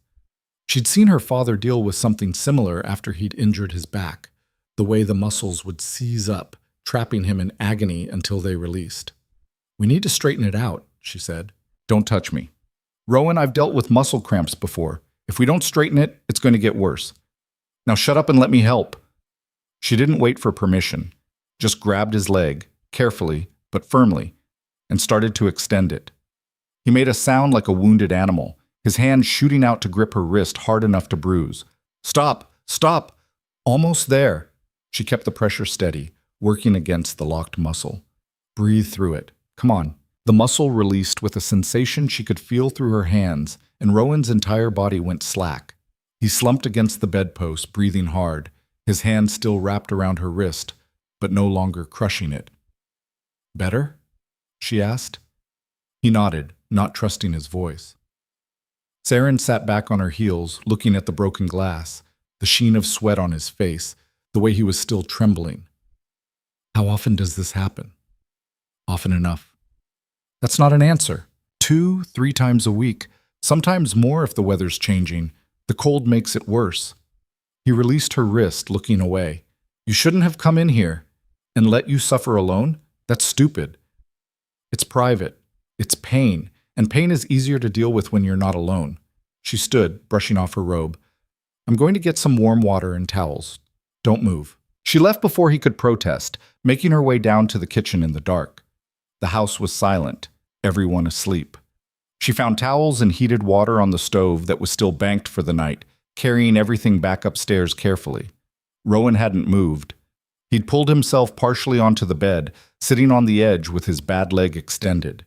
In the moonlight, she could see the scars, thick, ropey tissue running up his calf and thigh where the bones had broken through the skin. She soaked a towel in the warm water and wrapped it around his leg without asking permission. He tensed, but didn't pull away. "The doctor can't do anything?" she asked. "He prescribed laudanum. I don't take it. Makes me fuzzy, useless. I'd rather deal with the pain and keep my mind clear." That's pride talking. Maybe, but it's my choice. She couldn't argue with that. She rewrapped the towel when it cooled, then did it again. Slowly, she felt the muscles under her hands start to relax, the tension easing. "My father used to get cramps like this," she said after a while, after he hurt his back. "He'd wake up screaming sometimes. My mother would do this, warm compresses, gentle pressure. It helped." How'd he hurt his back? Fell off our roof trying to patch it during a storm. Landed wrong. He could still work, but some days the pain was so bad he couldn't get out of bed. Those were lean times. We'd go hungry while he recovered. Rowan was quiet for a moment. Then, "I'm sorry." "For what?" "That you had to grow up like that. It's not fair. Life's not fair. If it was, you wouldn't be dealing with this, and I wouldn't have had to marry a stranger to save my family." She met his eyes. "But we are, so we make the best of it." "You keep saying that. Make the best of it. Like it's easy. It's not easy. It's necessary. There's a difference." She finished with the compresses and started cleaning up the broken glass, wrapping the pieces carefully in a towel. Rowan watched her, his expression unreadable in the dim light. "Why are you being kind to me?" he asked suddenly. "I've been nothing but difficult since you got here." Saren paused, considering the question. "Because underneath the difficult, I can see glimpses of someone decent. Someone who gives toy horses to scared kids and keeps his word even when it costs him. And because I've seen what happens when people give up on each other. It's ugly and it's wasteful and I'm tired of it. I haven't given up." "Haven't you? You locked yourself in your study for 2 years. You drove away anyone who tried to help. You decided that if you couldn't be who you were before, there was no point in being anyone at all. That sounds like giving up to me." He flinched like she'd hit him. "You don't understand." "You're right. I don't understand what it's like to lose your body's cooperation. But I understand loss. I understand waking up and wondering if there's any point to keep going. And I understand that the only thing that got me through those times was having someone who refused to let me quit. So consider this me refusing to let you quit. I didn't ask for that. No one ever does. But you're getting it anyway." She stood, taking the towel full of glass with her. "Can you get back into bed on your own, or do you need help?" "I can manage." "Then I'll see you at breakfast. And Rowan? Lock your door if you really don't want me coming in, but if you leave it unlocked, I'm going to assume you don't actually mind the company." She left him there, returning to her own room and climbing back into bed. Her hands were still damp from the compresses, her wrist aching where he'd gripped it. But she felt something shift, another small crack in the walls between them. The next morning, she found him in the dining room at breakfast, earlier than usual. He'd shaved again, dressed carefully. His eyes found hers across the room. "Thank you," he said quietly, "for last night." "You're welcome. How's the leg?" "Sore but functional. The compresses helped." They ate in silence for a few minutes, but it was comfortable now, familiar. Then Rowan set down his fork and cleared his throat. "I've been thinking about what you said, about the ranch, about taking back authority. Brennan's getting the fence crew organized, but there's more that needs doing, a lot more. And I can't do it all from the house." "What are you saying?" "I'm saying I need to get back out there, actually manage things, not just give orders from a distance. But that means riding, and I haven't been on a horse since the accident." Saren felt her pulse quicken. "Can you ride? With your legs the way they are?" "I don't know. The doctor says it's possible if I'm careful, use a mounting block, maybe modify the stirrups, but the thought of it—" He stopped, his jaw working. "I'm afraid." The admission cost him. She could see it in the set of his shoulders, the way he wouldn't meet her eyes. Rowan Vance, who'd once tracked mountain lions alone and survived a winter in the high country, was afraid of getting on a horse. "That's understandable," she said carefully. "You fell." You almost died. Fear is normal. I used to ride like it was breathing. Now I can barely look at the stables without my hands shaking. It's pathetic. It's human. There's a difference. She leaned forward. But you know what else is human? Doing the thing that scares you anyway. Not because you're not afraid, but because the alternative is worse. And if I can't do it, if I get up there and freeze or worse, fall again, then we'll deal with it. But you won't know unless you try. She paused, an idea forming. Start small. Not a full ride, just getting on. See how it feels. I'll be there, and we'll take it slow. You've never even been on a horse. Then we'll figure it out together. Two people who don't know what they're doing is better than one person too scared to try. He almost smiled. That's terrible logic. It's the only logic I've got. What do you say? Rowan stared at his plate for a long moment. Then he nodded, sharp and decisive. This afternoon, before I lose my nerve. The stables were warm despite the cold outside, smelling of hay and horse and leather. Saren had never been this close to horses before. They were massive, powerful animals that made her feel small and breakable. But she kept her expression calm as Rowan led her down the center aisle, his cane tapping against the concrete. He stopped at a stall holding a dark brown mare with a white blaze on her face. The horse lifted her head when she saw him, ears pricked forward. This is Juniper, Rowan said softly. She was my horse. Before. She's beautiful. She's patient, steady. If I'm going to try this with any horse, it'll be her. He reached up to stroke her nose, and the mare leaned into his hand with obvious affection. Hey girl, remember me? Tom appeared from the tack room, surprised to see them. Mr. Vance, ma'am, can I help you with something? Saddle Juniper, Rowan said. Western saddle and bring the mounting block from the training ring. Tom's eyebrows went up, but he didn't question it, just nodded and got to work. Within minutes, Juniper was saddled and bridled, the mounting block positioned beside her. The mare stood perfectly still, like she understood something important was happening. Rowan stared at the horse for a long moment. His knuckles were white on the cane. You don't have to do this today, Saren said quietly. Yes, I do. If I don't try now, I never will. He handed her the cane and moved to the mounting block with slow, deliberate steps. His hands shook as he gripped the saddle horn. The stable had gone quiet. Tom and two other hands had stopped their work, watching. Saren wanted to tell them to leave, to give Rowan privacy, but she suspected he needed witnesses, needed people to see him try, to hold him accountable. He put his good leg in the stirrup first, testing his weight. Juniper didn't move, didn't even flick an ear. Then, with a visible effort, Rowan pulled himself up and swung his damaged leg over the saddle. For a moment, he just sat there, breathing hard. His face had gone pale, and Saren could see the pain in the way he held himself, the tension in every line of his body. But he was up. He was on the horse. How does it feel? She asked. Like I'm going to fall. His voice was tight. Like the ground's 1,000 feet down instead of 6. You're not going to fall. Juniper's got you, right, girl? The mare turned her head slightly, as if acknowledging the question. One of the hands, an older guy named Curtis, stepped forward. Want me to lead her around the ring, Mr. Vance? Just a slow walk? Rowan nodded, not trusting his voice. Curtis took Juniper's bridle and started walking, slow and steady. The mare followed without hesitation, her gait smooth and even. Rowan gripped the saddle horn with both hands, his body rigid. Saren walked alongside, staying close. Breathe, you're doing fine. I can't feel my hands. That's just adrenaline. Keep breathing. In and out. There you go. They made it once around the small training ring, then twice. By the third circuit, some of the rigidity had left Rowan's shoulders. His breathing was still fast, but more controlled. His hands had loosened their death grip on the saddle horn. How's the pain? Saren asked. Bad, but manageable. The saddle's putting pressure on the wrong spots, but I can adjust that. You want to stop? He looked at her, and something in his expression had changed. The fear was still there, but it was mixed with something else now. Determination. Maybe even a hint of the man he'd been before. One more lap, he said. Then we'll call it. That one lap turned into 2 more. By the end, Rowan was sitting straighter, his hands resting on his thighs instead of gripping the horn. When Curtis finally brought Juniper to a stop, Rowan stayed in the saddle for a moment longer, his eyes closed. I did it, he said quietly. I'm on a horse, and I didn't fall apart. No, you didn't.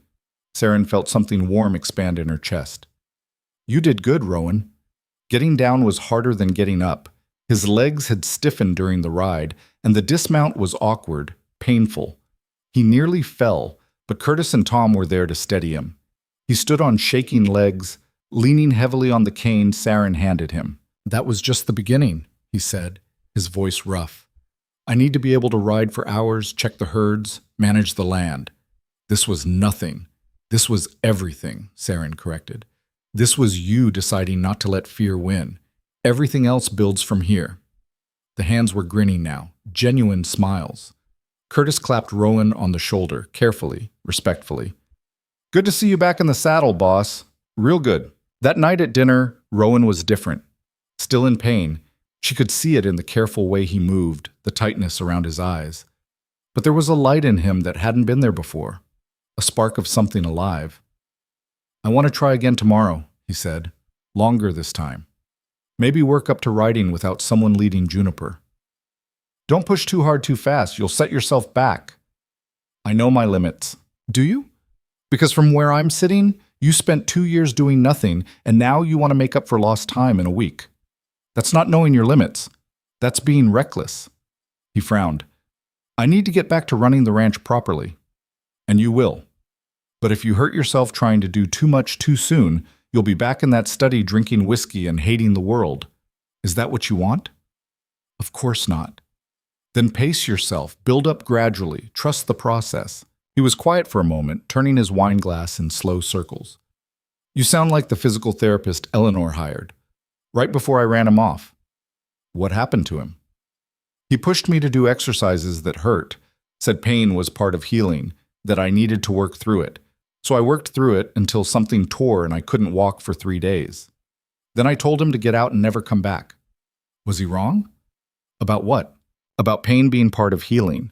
Not the tearing things kind of pain, but the discomfort of using muscles that have been dormant. There's a difference between hurt that helps and hurt that damages. Rowan considered that. Maybe. But how do you tell the difference? You listen to your body, and you accept that healing isn't linear. Some days will be better than others. Some days you'll take steps backward. That's normal. You seem to know a lot about this for someone who's never been injured. I know about struggling, and I know that the only way out is through, even when it's hard, especially when it's hard. She met his eyes. You're not in this alone anymore, Rowan. You've got people who want to see you succeed. Let us help. I'm not good at accepting help. I've noticed. But you're going to have to learn because I'm not going anywhere. Neither is Juniper or the ranch hands who were grinning like idiots when you got off that horse today. We're all invested now. Something softened in his expression. Thank you. For pushing me to try. For being there. You're welcome. Now eat your dinner before it gets cold. Betty made pot roast, and if you don't finish it, she'll be offended. They fell into a rhythm over the next 2 weeks. Mornings, Rowan worked with Brennan on ranch operations, slowly reclaiming his authority. The hands were responding, taking his orders seriously again. The north fence got fixed. Cattle were moved to better winter grazing. Small improvements, but visible ones. Afternoons, he rode. At first just in the training ring, then gradually extending to the nearby fields. Saren went with him on foot at first, then learned to ride herself on an older gelding named Copper. She was terrible at it, bouncing around like a sack of grain, but she kept trying. Rowan found her determination amusing, which she counted as a win. You're gripping too tight with your knees, he said one afternoon, watching her attempt to trot. Relax. Let your hips move with the horse. Easy for you to say. You grew up doing this. And you grew up setting trap lines in the mountains. We all have our skills. This just isn't yours. She shot him a glare, but there was no heat in it. They'd developed a kind of banter, trading barbs that lacked any real bite. It was comfortable, easy in a way she hadn't expected. Evenings were still dinner together, but now they talked about real things. The ranch, yes, but also their lives before. Rowan told her about growing up on the Vance land, about his parents who'd died when he was young, about learning to track from an old Blackfeet man who worked as a guide. Saren told him about her father's dreams of making it as a trapper, about her mother's quiet strength, about Danny's endless questions before he stopped talking. He's starting to come around, she said one night. Danny, He smiled yesterday when one of the barn cats had kittens. Didn't say anything, but he smiled. That's progress. He'll talk when he's ready. Can't force these things. I know, it's just hard watching him struggle. You're good with him. Patient. He's lucky to have you. The compliment caught her off guard. Rowan didn't give them often, which made them mean more when he did. I'm just doing what anyone would do. No. You're doing what a good person does. There's a difference. One afternoon in early March, when the snow was starting to melt and the air had lost some of its bitter edge, Rowan suggested they ride up to the ridge, the same ridge where he'd fallen 2 years ago. Are you sure? Saren asked. No, but I need to do it. Need to face it. His jaw was set in that stubborn way she'd come to recognize. Will you come with me? Of course. They rode out mid-morning, just the two of them. The trail was steep and icy in places, but Juniper and Copper handled it well. Rowan rode carefully, adjusting his position frequently to manage the pain, but he didn't complain. Didn't ask to turn back. The ridge was spectacular, a long spine of rock and pine that looked out over the valley and the ranch spread below. The mountains rose in the distance, still snow-covered, magnificent and indifferent. Rowan dismounted carefully and walked to the edge, looking down at the rocks below. This was where he'd fallen, where his life had split into before and after. I thought I was going to die, he said quietly. When I went over. There was this moment of absolute clarity where I knew I'd made a mistake, pushed too hard, and now I was going to pay for it. Then I hit the rocks and everything went white. Saren stood beside him, not touching, just present. But you didn't die. No. I woke up 2 days later half frozen, my legs destroyed, wondering why anyone had bothered to find me. Would have been easier if they'd just left me there. Easier for who? Everyone. Eleanor wouldn't be saddled with a broken nephew. The ranch hands wouldn't have to pretend to respect someone who can barely walk. You wouldn't have been forced into a marriage just to save your family. Stop. She turned to face him. You don't get to decide what's easier for other people. Eleanor wanted you alive, broken legs and all. The ranch hands are starting to respect you again because you're proving you still know what you're doing. And I wasn't forced. I made a choice. Maybe not a choice I wanted, but it was mine. It was a choice between marriage and watching your family die. That's not really a choice. Then what would you call what you did today? Coming up here to face the place that nearly killed you? Was that a choice, or were you forced? He was quiet for a moment. It was a choice. Exactly. We all make choices with the options we're given. Some are harder than others, but they're still choices. And they still matter. She looked out at the valley below. You know what I see when I look at you? I see someone who survived something terrible and is fighting to build something worth living for. That's not easy. That's not weak. That's brave. I don't feel brave. I feel scared most of the time. Brave people are always scared. That's what makes it brave. If it wasn't hard, if you weren't afraid, it wouldn't count for anything. Rowan turned to look at her, really look at her. The wind caught her hair, pulling strands loose from her braid. Her cheeks were flushed from the cold and the climb. She looked strong, certain in a way he'd never felt about himself. When did you get so wise? He asked. I'm not wise. I'm just stubborn. There's a difference. He laughed, actually laughed. The sound rusty but real. You're both, stubborn and wise and completely impossible. I'll take that as a compliment. They stood there together looking out at the mountains and the ranch below. The wind whipped around them, cold and harsh, but neither moved to leave. This place had broken him once, but being here now with Saren beside him, Rowan felt something shift. The fear was still there, but it didn't own him anymore. He'd come back. He'd faced it. And he was still standing.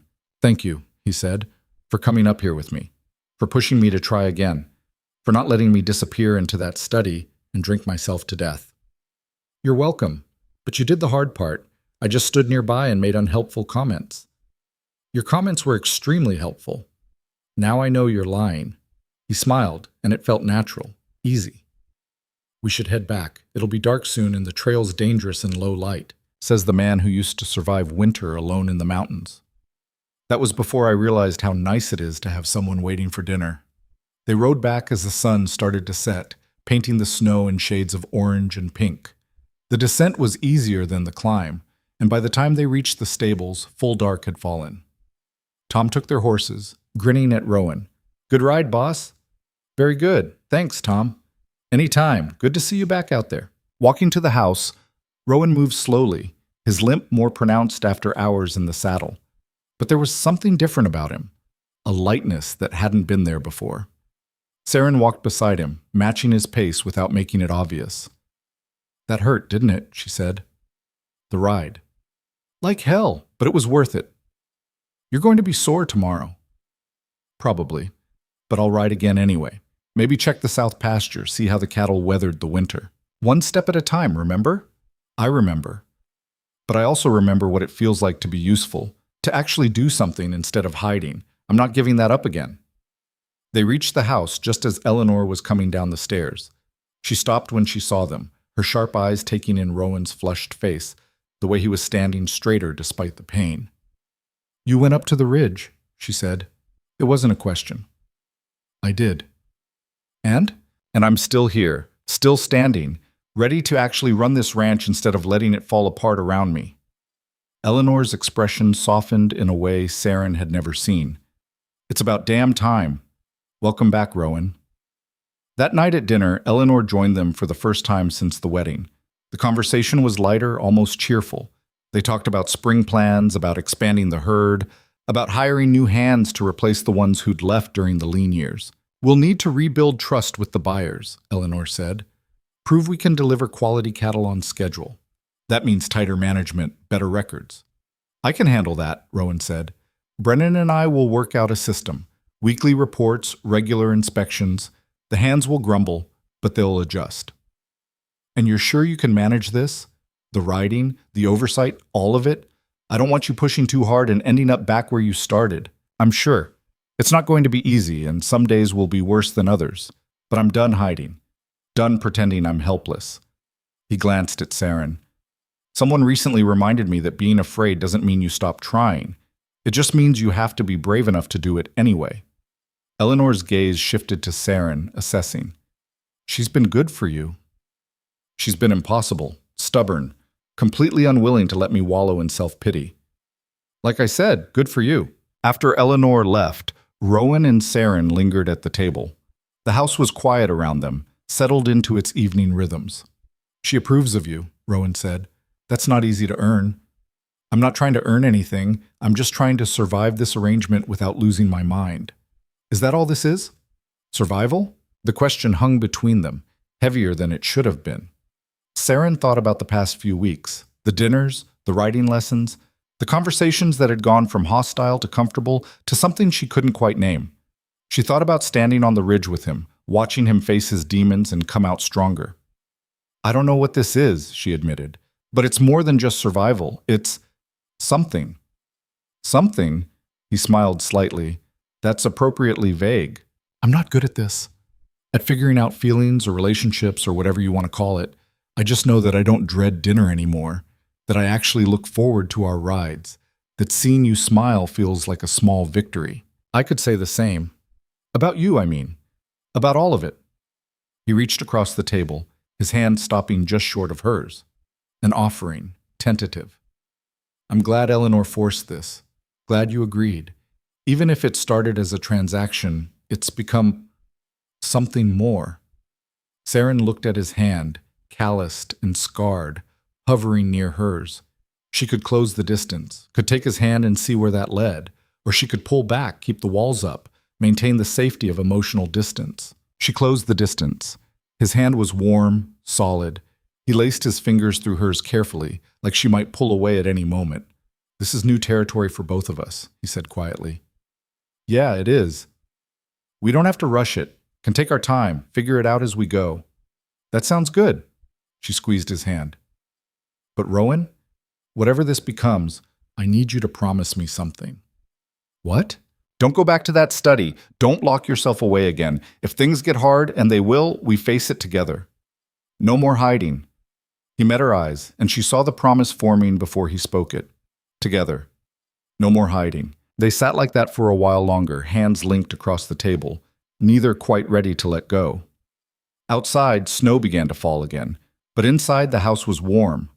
And for the first time since she'd arrived, Saren felt like maybe she'd found something worth more than survival. something that might actually be called a home. The hand-holding became a regular thing, though neither of them acknowledged it outright. At dinner, their fingers would find each other across the table. Walking back from the stables, Rowan would offer his free hand and Saren would take it without comment. Small gestures that felt enormous, like they were learning a language neither had spoken before. Spring came slowly to the Montana mountains, the snow melting in patches to reveal mud and dead grass underneath. The ranch stirred to life, calves being born, fences needing repair after the winter damage, preparations for moving the herd to summer pasture. Rowan threw himself into the work with an intensity that bordered on obsessive, riding out every day despite the pain it cost him. "You're overdoing it," Saren told him one evening when he came back limping worse than usual, his face gray with exhaustion. "I'm fine." "You're not fine. You can barely stand." "The work needs doing." "The work will still be there tomorrow. You're going to hurt yourself if you keep pushing like this." He shrugged off his coat, wincing as the movement pulled something in his back. "I've got 2 years to make up for. I can't afford to slow down. And if you break yourself permanently trying to make up for lost time, what then?"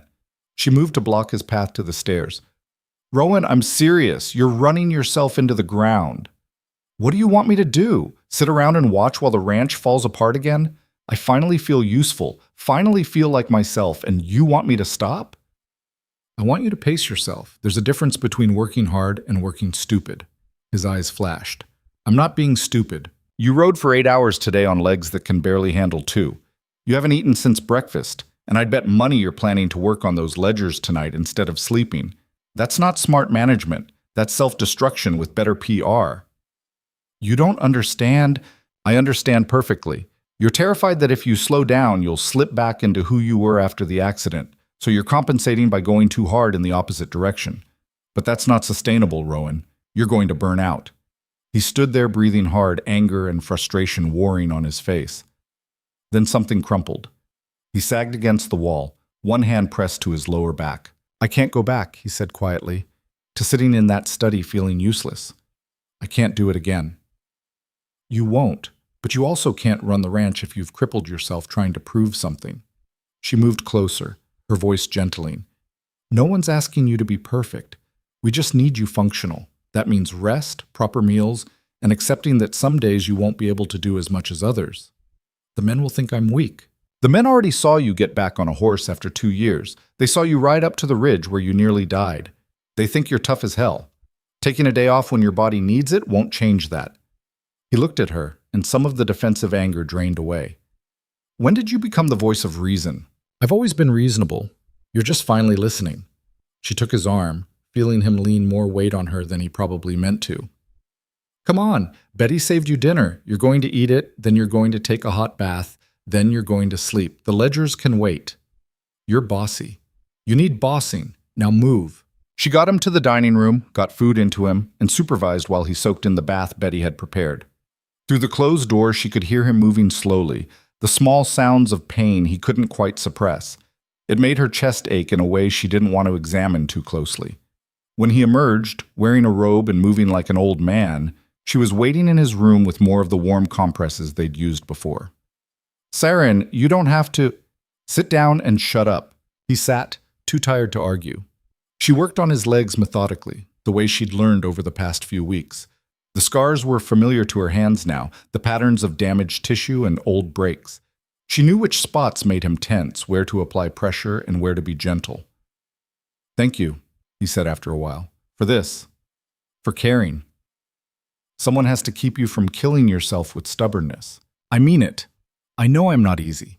I know this arrangement wasn't what either of us wanted. But having you here, having someone who gives a damn, it matters." She finished wrapping the compress and sat back, looking at him.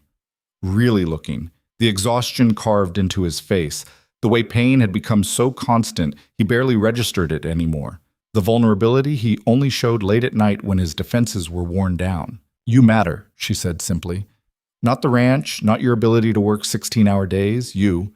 And I need you to take care of yourself because I'm not ready to lose this yet. Whatever this is."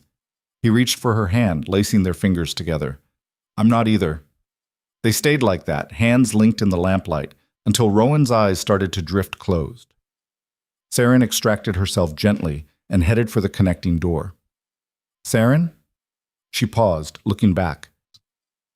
Stay. Just until I fall asleep. Please. It should have felt strange, sitting in a chair beside his bed while he slept. They were married, but hadn't shared anything beyond dinners and conversations and those careful touches. This felt intimate in a different way, watching him vulnerable and unguarded, his breathing evening out into sleep. She stayed until she was sure he was deep under, then slipped back to her own room. But she left both connecting doors open, just in case. The next morning, Rowan actually slept past dawn. When he came down to breakfast, moving stiffly but less gray around the edges, he found Saren already eating with Danny. Her brother had started joining them for meals, still silent but present. Morning, Rowan said, pouring coffee. I slept through the sunrise. That's a first. Your body needed it. You'll work better for the rest. Danny pushed the wooden horse across the table, making quiet clip-clop sounds. He'd been doing that lately, playing near them, slowly coming back to life. Rowan watched him with something soft in his expression. Hey, Danny, you taking good care of that horse? Danny nodded solemnly, then made the horse rear up on its hind legs. Nice. You know, if you want, we could go see the real horses later. Maybe pet Juniper. She likes kids. Danny's eyes went wide. He looked at Saren, questioning. If you want to, she said. But you have to stay close and listen when Mr. Rowan tells you something, okay? Horses are big and you need to be careful. Another nod, this one eager. It was the most animated he'd been since they'd arrived. After breakfast, true to his word, Rowan took Danny to the stables.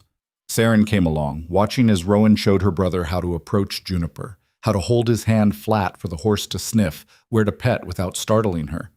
He was patient, gentle in a way that made Saren's heart do complicated things. She's soft, Danny whispered. The sound of his voice, small and rusty from disuse but real, made them both freeze. Saren felt tears prick her eyes. Rowan recovered first, keeping his tone casual. Yeah, she is. You should feel her nose, even softer. Danny giggled, actually giggled, when Juniper's breath tickled his palm. And just like that, he was talking again. Tentative at first, then in bursts, like he'd been storing up words for weeks and they were finally spilling out. Can I ride her? Not today, but maybe soon if you practice with a smaller horse first. There's a pony named Clover who's perfect for kids. Really? Can I meet her? Tomorrow, after you help your mama with her exercises. Deal? Deal. Danny ran off to tell his mother, leaving Rowan and Serene alone in the stable. She was crying openly now, not even trying to hide it.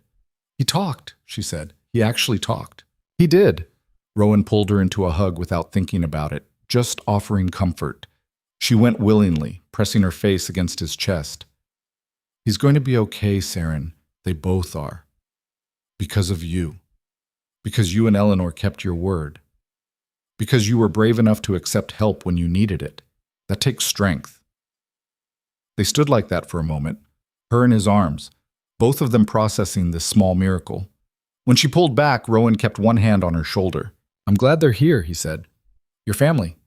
They make the house feel more alive, and seeing you with them, it's good. You're good. So are you. You're better than you think you are. He kissed her forehead, spontaneous and gentle. It wasn't romantic exactly, more like a promise.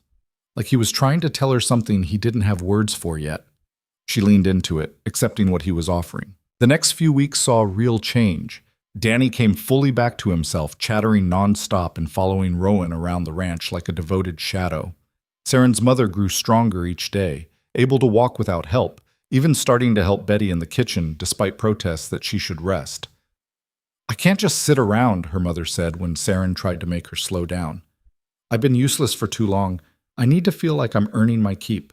You don't have to earn anything. Eleanor made a deal. I know what deal she made, but I still have pride, baby girl. Let me have that. So Saren let her help in the kitchen, let her mend clothes and organize linens, let her be useful. And watching her mother laugh with Betty over bread dough, seeing color in her cheeks and life in her eyes, Saren felt something loosen in her chest. The constant fear that had lived there for 2 years, the fear of loss, of failure, of not being enough, finally started to ease. She and Rowan continued their evening rides, exploring more of the ranch land. She was getting better at riding, less bouncing, and more actual control. He'd stopped leading her everywhere, letting her figure things out on her own with occasional corrections. "You're doing well," he said one evening as they walked the horses back. "Much better than when you started." "I had a good teacher, even if he is annoyingly perfectionistic." "I'm not perfectionistic. I just don't see the point in doing something if you're going to do it poorly." That's literally the definition of perfectionistic. He smiled, relaxed in a way she'd never seen in the early days. The pain was still there, would always be there, but he'd learned to work around it instead of letting it consume him. "Fine. I'm perfectionistic, but it served me well. Until it drives you into the ground. Balance, remember?" Yes, balance. You sound like a self-help book. I sound like someone trying to keep you alive and functional. There's a difference." They'd reached the stables. Tom took their horses, his knowing grin suggesting he'd noticed the way they stood close together, the casual touches, the way they looked at each other when they thought no one was watching. Walking back to the house, Rowan took her hand. It was fully dark now, stars coming out overhead. The air still held winter's bite, but with spring's promise underneath. "I've been thinking," he said. "Dangerous habit. About us. About this arrangement." He stopped walking, turning to face her. "It started as a transaction. My family's resources for your presence. But it's become more than that. At least for me." Saren's heart picked up speed. "For me too. I don't want to rush you. Don't want to assume anything. But I need you to know that when I look at you now, I don't see the desperate mountain girl Eleanor dragged in. I see someone strong and stubborn and impossibly kind. I see someone who saved my life just as much as I saved your family's." "Rowan, let me finish, please." He took both her hands. "I know we're already married on paper, but that was Eleanor's arrangement, not ours. I want to choose you, properly. I want this to be real if you'll have me. And I know I'm still broken, still dealing with pain and limitations, still figuring out who I am now. But I'm willing to try if you are." She looked up at him, at this man who'd been so bitter and closed off just months ago, who'd looked at her with contempt on their wedding night. He'd changed. They both had. Grown into something neither had expected. "I'm willing to try," she said. "But you need to understand something. I'm not easy either. I'm blunt and stubborn, and I don't know how to be soft. I don't know how to be the kind of wife you probably imagined having. I don't want soft. I want real. I want someone who'll call me on my bullshit and push me when I need pushing and stand beside me when things get hard. And that's you. That's exactly you." "Then yes, I choose you too. This mess, this arrangement, whatever it is, I want it to be real." He cupped her face in his hands, his thumb brushing her cheek. "Can I kiss you? Properly, I mean, not just on the forehead." "You're asking permission now?" "I'm trying to be respectful. Rowan, shut up and kiss me." He did. And it wasn't perfect. Their noses bumped and the angle was slightly awkward, and they both laughed halfway through. But it was real. Honest. A choice they were both making, eyes open, knowing exactly what they were getting into. When they pulled apart, both breathing faster, Rowan rested his forehead against hers. "So this is really happening," he said. "We're really doing this." "Seems like it. You having second thoughts already?" "Not even close. You?" "Ask me again when you're being impossible about the ledgers." He laughed, actually laughed, and kissed her again. Slower this time, more confident. Seren let herself sink into it, let herself feel the warmth of him, the solidness. This man who'd been a stranger, then an obstacle, then a partner, was becoming something more. Something that felt suspiciously like love, though neither of them had said the word yet. They walked back to the house hand in hand, and when they reached the stairs, Rowan paused. "Stay with me tonight?" he asked. Just to sleep. I like knowing you're close." "Your leg cramps?" "That, and I sleep better when you're there. Makes the nightmares less frequent." She hadn't known about nightmares. Another thing he'd kept hidden. "Okay, but I'm warning you, I steal blankets. I'll take my chances." That night they lay together in Rowan's bed, her back against his chest, his arm wrapped around her waist. It felt strange and right all at once. He was warm, solid, and she could feel his heartbeat against her shoulder blade. "Tell me about the nightmares," she said quietly. "They're always the same. I'm falling. I can see the rocks coming up, and I know I'm going to hit them, but I can't stop it. Then I wake up right before impact with my heart trying to pound out of my chest. How often? Few times a week. Less lately. Since when? Since you started leaving the doors open. Since I knew you were close by if I needed you. His arm tightened around her. You make me feel safe. I didn't think that was possible anymore. She laced her fingers through his. You make me feel like I don't have to carry everything alone, like I can breathe without constantly waiting for disaster. We're quite a pair. Two broken people trying to figure out how to be whole together. Maybe we don't need to be whole. Maybe we just need to be honest. I can do honest. He pressed a kiss to her shoulder. I'm falling for you, completely, terrifyingly in love with you. And it scares the hell out of me because I don't know how to do this. How to be someone's husband for real instead of just on paper. But I want to learn. With you.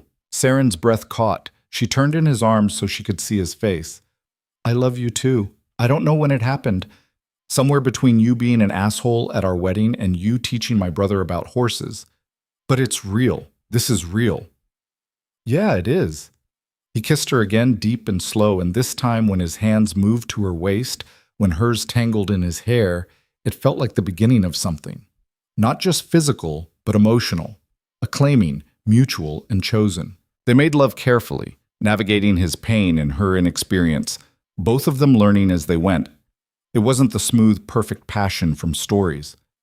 There were awkward moments, whispered instructions, laughter when something didn't work. But it was theirs. Real and messy and absolutely right. Afterward, they lay tangled together, Rowan's fingers tracing patterns on her shoulder. No regrets? He asked. Not even one. You? Only that I wasted so much time being bitter when I could have been getting to know you. We got here eventually, that's what matters. He pulled her closer, and she felt him start to drift off, his breathing evening out. The nightmares didn't come that night. Neither of them woke until morning sunlight streamed through the windows, warming the room. The next few weeks were a revelation. They'd crossed some invisible line, moved from partners to something deeper. The ranch hands noticed. There were knowing looks and barely suppressed grins when Rowan and Saren rode out together, when they worked side by side in the barn, when their hands found each other without conscious thought. Eleanor noticed too, her sharp eyes missing nothing. One afternoon, she cornered Saren in the library. You've done well, Eleanor said without preamble. Better than I hoped, honestly. Rowan's himself again, better than himself, actually. He did the work. I just pushed him toward it. Don't sell yourself short. That boy was dying slowly, and you breathed life back into him. Eleanor paused, her expression softening in that rare way. And you love him. That wasn't part of the deal, but I'm glad for it. I do love him. Didn't plan on it, but here we are. Love rarely follows plans, usually shows up and wrecks everything you thought you knew. Eleanor moved to the window, looking out at the ranch. I want you to have this place someday. You and Rowan. It should go to people who'll care for it, who understand what it means. And you do. Both of you. Eleanor, I'm not dying tomorrow, but I'm not getting younger either, and I need to know the ranch will be in good hands. Your hands. His hands. Together. She turned back, her gaze sharp. You'll take it? When the time comes? Of course. If that's what you want. It's what I need. This land, it's all I have left of my family. I need it to survive, to thrive. You'll make sure of that. We will, I promise. That night at dinner, with Eleanor and Saren's mother and Danny all gathered around the table, it felt like family. Real family. The kind built from choice and circumstance and shared meals. Danny was telling an elaborate story about the barn cats, his hands waving for emphasis. Saren's mother was laughing, color high in her cheeks. Eleanor was pretending to be annoyed by the noise, but couldn't quite hide her smile. Rowan's hand found Saren's under the table, squeezing gently. She looked at him and saw her own wonder reflected back. They'd both been so alone before this. Her in poverty, him in pain, and now they had this. Family, home, each other. What are you thinking? He asked quietly. That I'm happy. Actually, genuinely happy. I don't think I've felt this way since before my father died. Me neither. Not since before the accident. Maybe not even then. He brought her hand to his lips, kissing her knuckles. Thank you. for saying yes to Eleanor, for giving this a chance, for choosing me. Thank you for being worth choosing. Later, in bed together, Rowan traced the line of her jaw with his fingers. I want to do this right, not the contract marriage Eleanor forced on us. Real vows. In front of everyone. Choose each other properly. We're already married. On paper, I want it to mean something. Want to stand in front of our family and the ranch hands and everyone who matters and tell them that you're mine and I'm yours because we decided it, not because Eleanor bribed us into it. Saren considered this. The first wedding had been cold, transactional, more contract signing than union. The idea of doing it again, but this time with love and intention, felt right. Okay, let's do it. A real wedding. Small, nothing fancy, just us and the people we care about. Perfect. He kissed her, slow and sweet. I love you, Saren Vance. I love you too, even when you're being impossible. Especially when I'm being impossible. Let's not get carried away. He laughed against her mouth, and she felt the sound resonate through her chest. This was what she'd been missing her whole life. Not just safety or security, but this. Connection. Partnership. Someone who saw her completely and loved her anyway. They planned the wedding for late spring, when the wildflowers would be blooming and the weather would be warm enough to hold it outside. Saren's mother helped with preparations, her capable hands making everything beautiful without being fussy. Danny appointed himself in charge of decorations and took the job very seriously, gathering wildflowers and arranging them in jars. The ceremony itself was simple, just family, the ranch hands, and Justice Miller again, this time performing a wedding that actually felt like one. Saren wore a new dress, pale yellow like sunshine, that her mother had sewn from fabric Eleanor provided. Rowan wore his best suit, standing straight despite the cane he still needed. But the biggest difference was their faces. Where the first wedding had shown contempt and resignation, this one showed joy, love, choice. Do you, Rowan James Vance, take Saren Ann Hale to be your wife? Justice Miller asked. I do. Absolutely. Completely. Without reservation, I do. And do you, Saren Ann Hale, take Rowan James Vance to be your husband? I do. Today, tomorrow, and every day after. Then by the power vested in me, I now pronounce you, again, husband and wife. You may kiss your bride, and this time, maybe actually do it. The crowd laughed. Rowan pulled Saren close and kissed her properly, thoroughly, not caring who was watching. When they broke apart, both breathless, the ranch hands were cheering. About damn time, Brennan called out, grinning. Thought you two were going to dance around it forever. The celebration that followed was loud and joyful. Betty had made enough food to feed an army. Someone produced a fiddle, and there was dancing on the lawn, spring flowers scattered everywhere.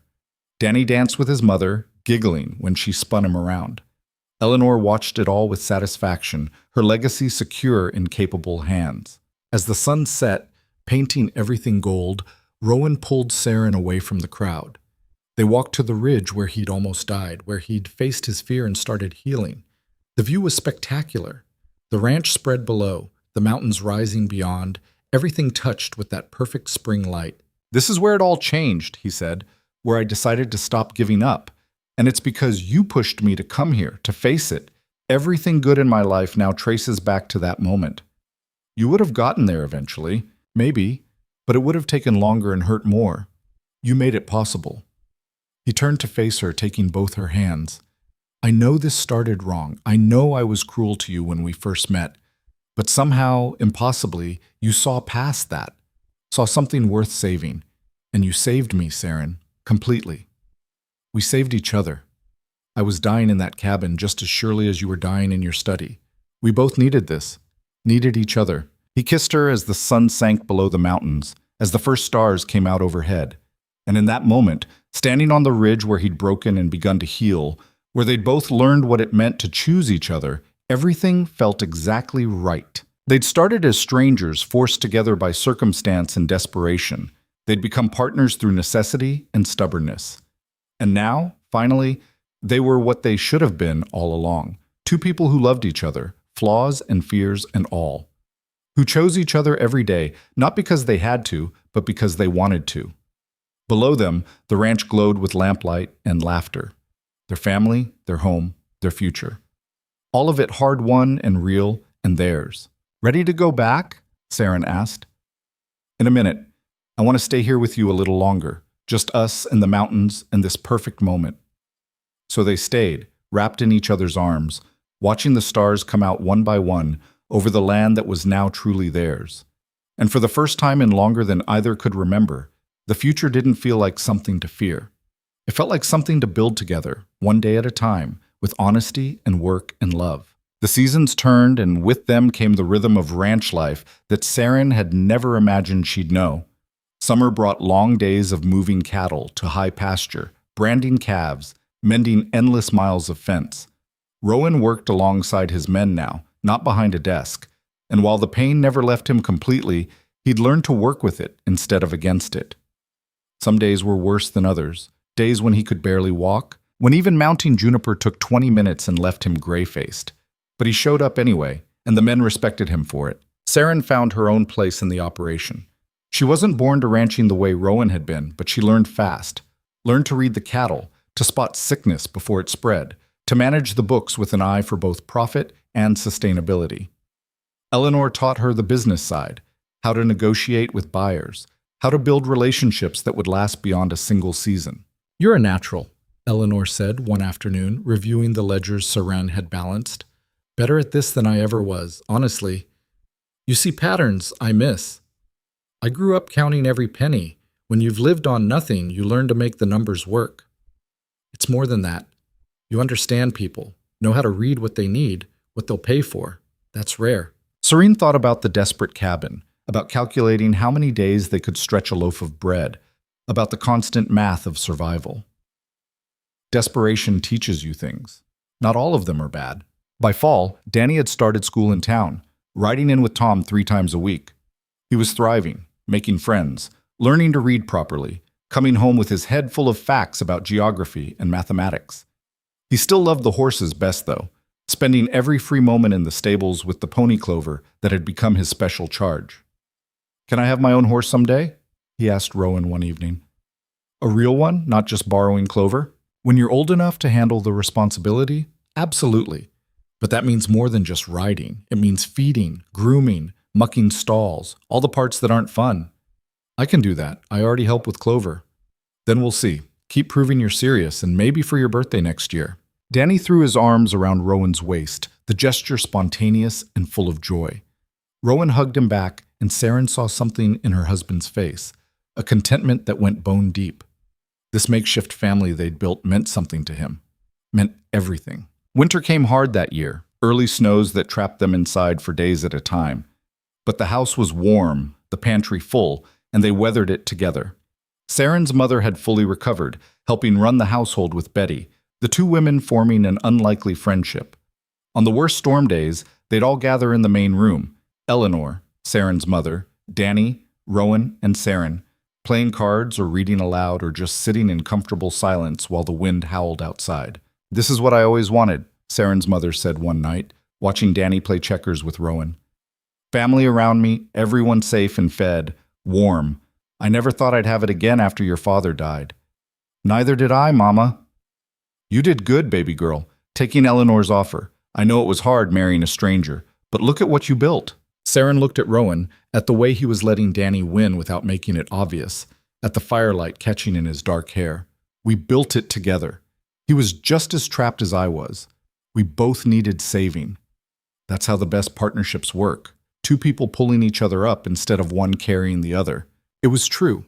They'd learned to lean on each other, to share the weight instead of bearing it alone.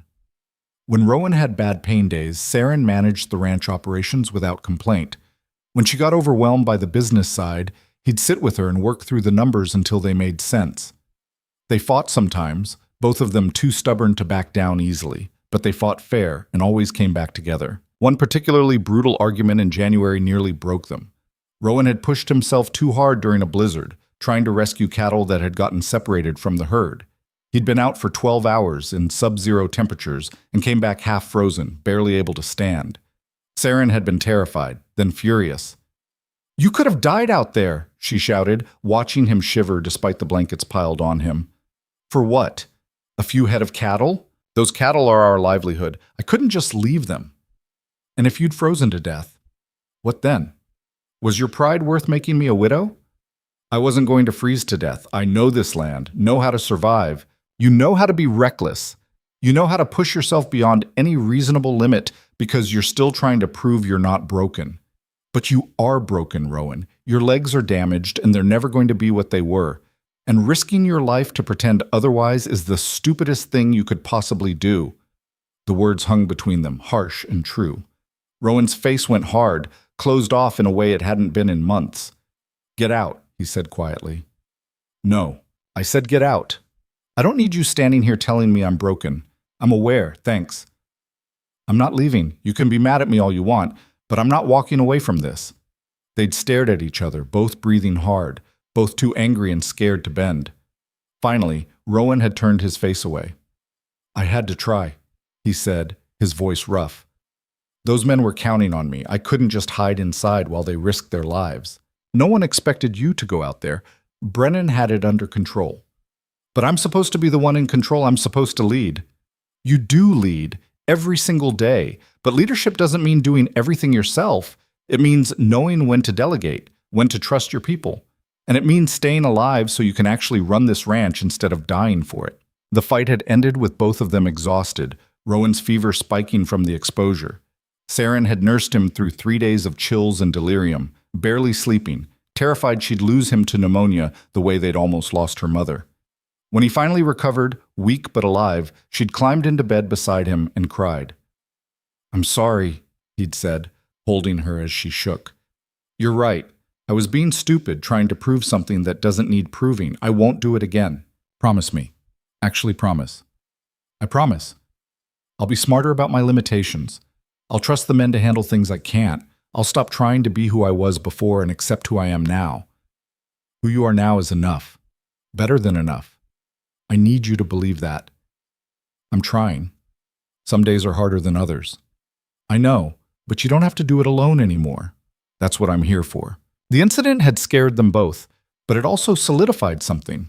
They weren't just partners in love or business. They were partners in survival, in building a life that could weather the storms. And they came out of it stronger, more honest about limitations and needs. Spring returned, bringing new calves and new challenges. Eleanor's health started to decline. Nothing dramatic, just the slow wearing down of age. She moved slower, tired more easily, started talking about the future in concrete terms. I want to transfer the ranch to you legally, she told Rowan and Saren one evening. Make it official. You've proven you can run it, proven you care about it. It should be yours. Eleanor, you're not dying tomorrow, Rowan protested. No, but I'm not getting younger either, and I want this settled while I still have all my faculties. The lawyers are drawing up papers. You'll take over full ownership by summer. Saren felt the weight of it settle over her. This land, this legacy, this responsibility. It was overwhelming and right all at once. We'll take care of it, she promised. Honor what you've built here. I know you will. That's why I'm giving it to you. Eleanor's expression softened. You've given me something too, you know, both of you. You gave me back my nephew, gave me the family I thought I'd lost. That's worth more than any amount of land. The papers were signed in June, witnessed by Justice Miller and half the ranch hands.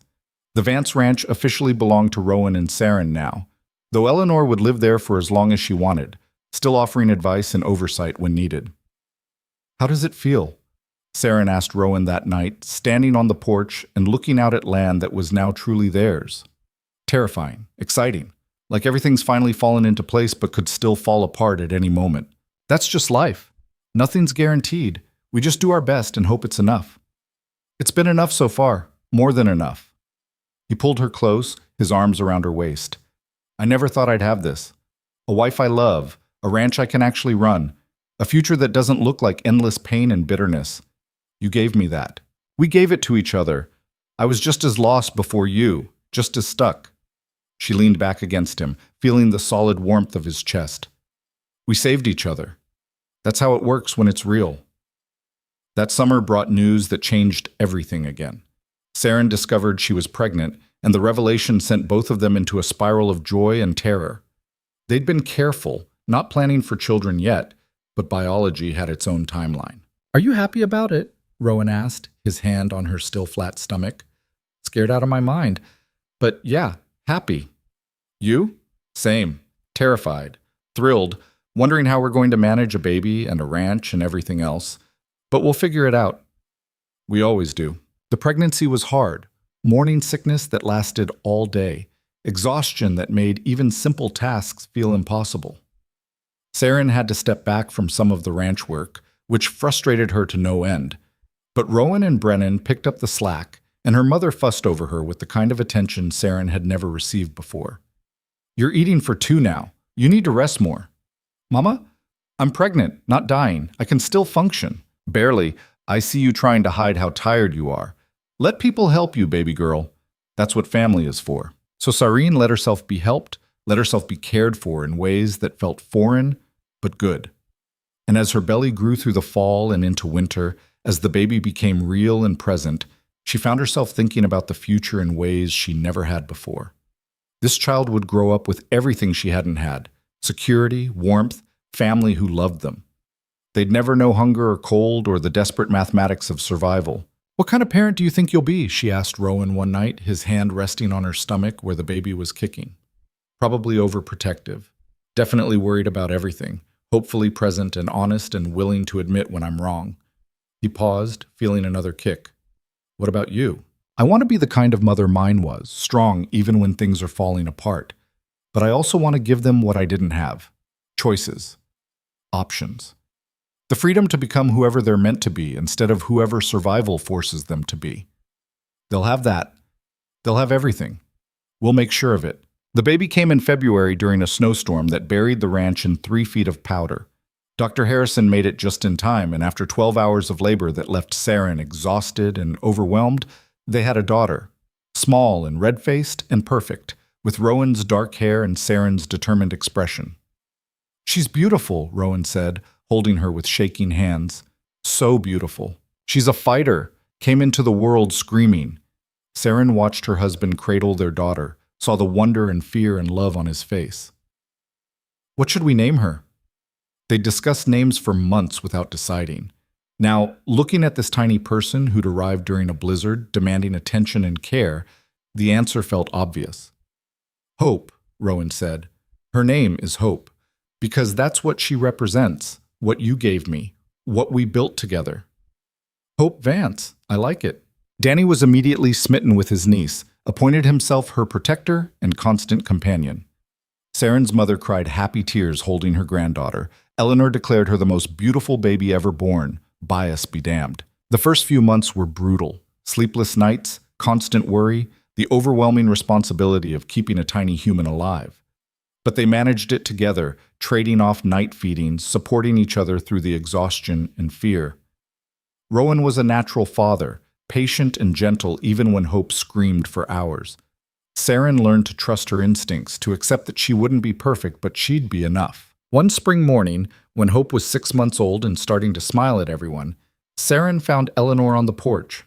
The older woman looked frail, smaller than she'd been even 6 months ago, but her eyes were still sharp. Thank you, Eleanor said without preamble. For everything.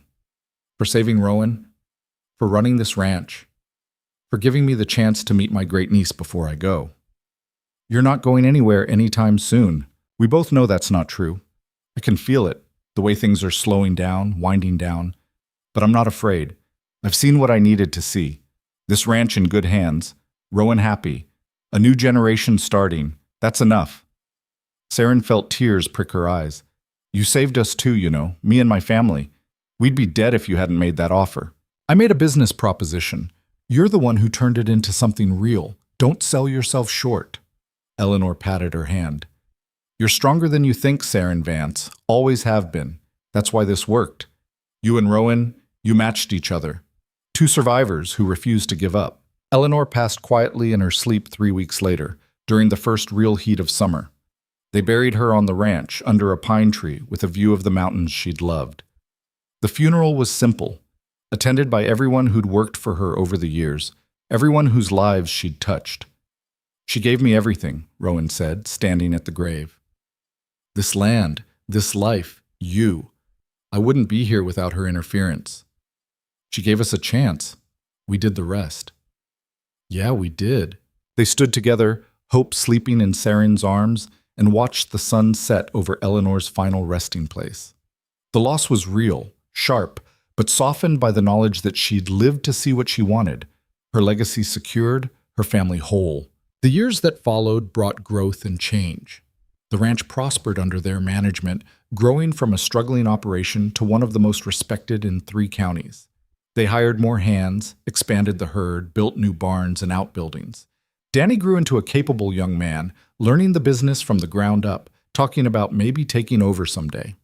Hope became a wild, fearless child who loved the horses as much as her uncle did, learning to ride almost before she could walk. Saren's mother lived long enough to see Hope's 5th birthday, to teach her granddaughter to bake bread and mend clothes and all the practical skills that had kept them alive in the lean years.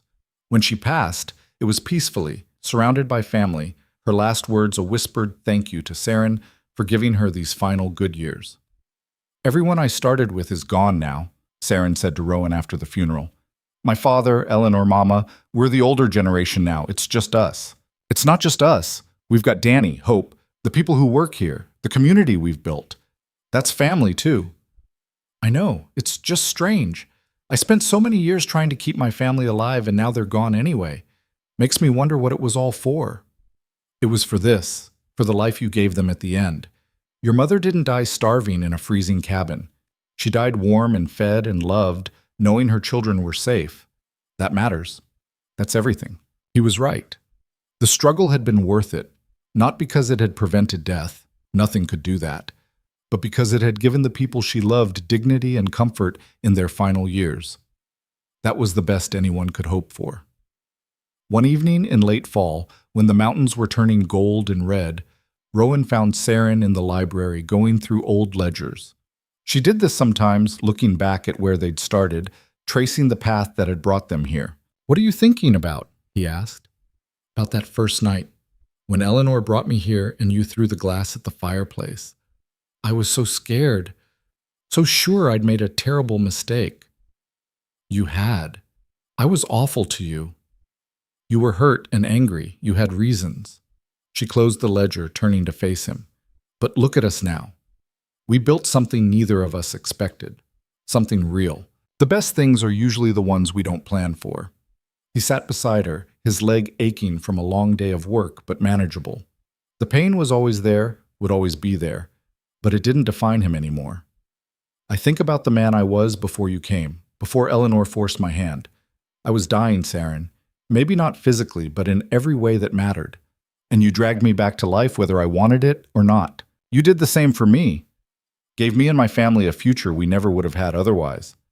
So we saved each other, turned a transaction into a partnership into love. That's not a bad outcome for 2 desperate people trying to survive." Not bad at all. They sat together as the light faded, comfortable in the silence, in the life they'd built from desperation and stubbornness and choice.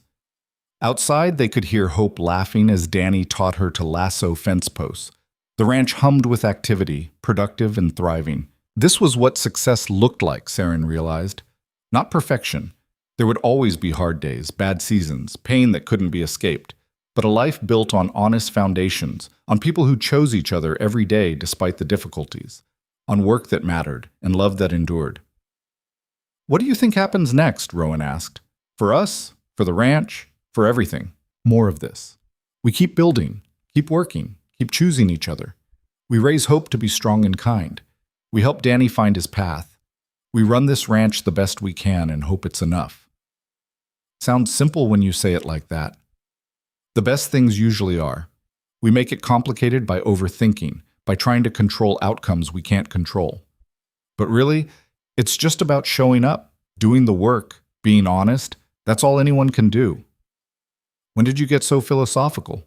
When I realized we'd actually made it, that we weren't just surviving anymore, we were living, building something that would outlast us. She took his hand. "We did it, Rowan. Everything we set out to do, everything we were forced into doing, we turned it into something worth having." "We did. And I'd do it all again. Every hard moment, every fight, every terrified step. Because it led here. To you, to Hope, to this life. Even marrying a desperate mountain girl you'd never met? Especially that. Best decision Eleanor ever made for me, even if I hated her for it at the time.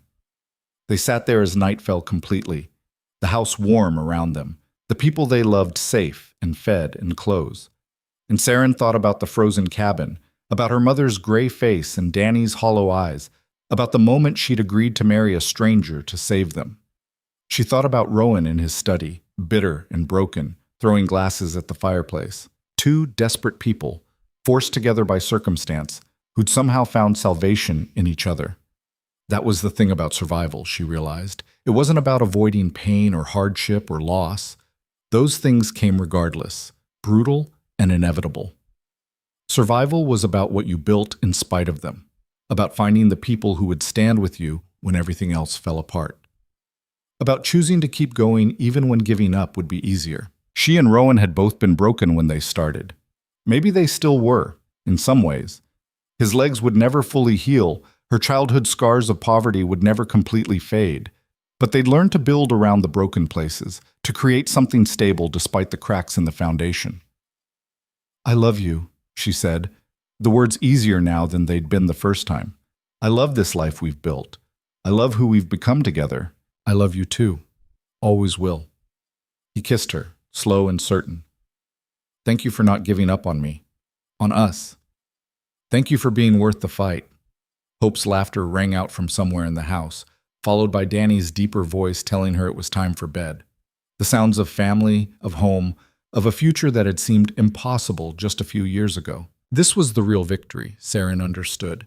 Not wealth or success or even survival, though those mattered. The real victory was love chosen daily, family built from scraps and determination, a home carved out of necessity that had become something irreplaceable. They'd started with nothing but desperation and a contract. They'd built an empire, not the kind measured in land or cattle or money, though they had those too.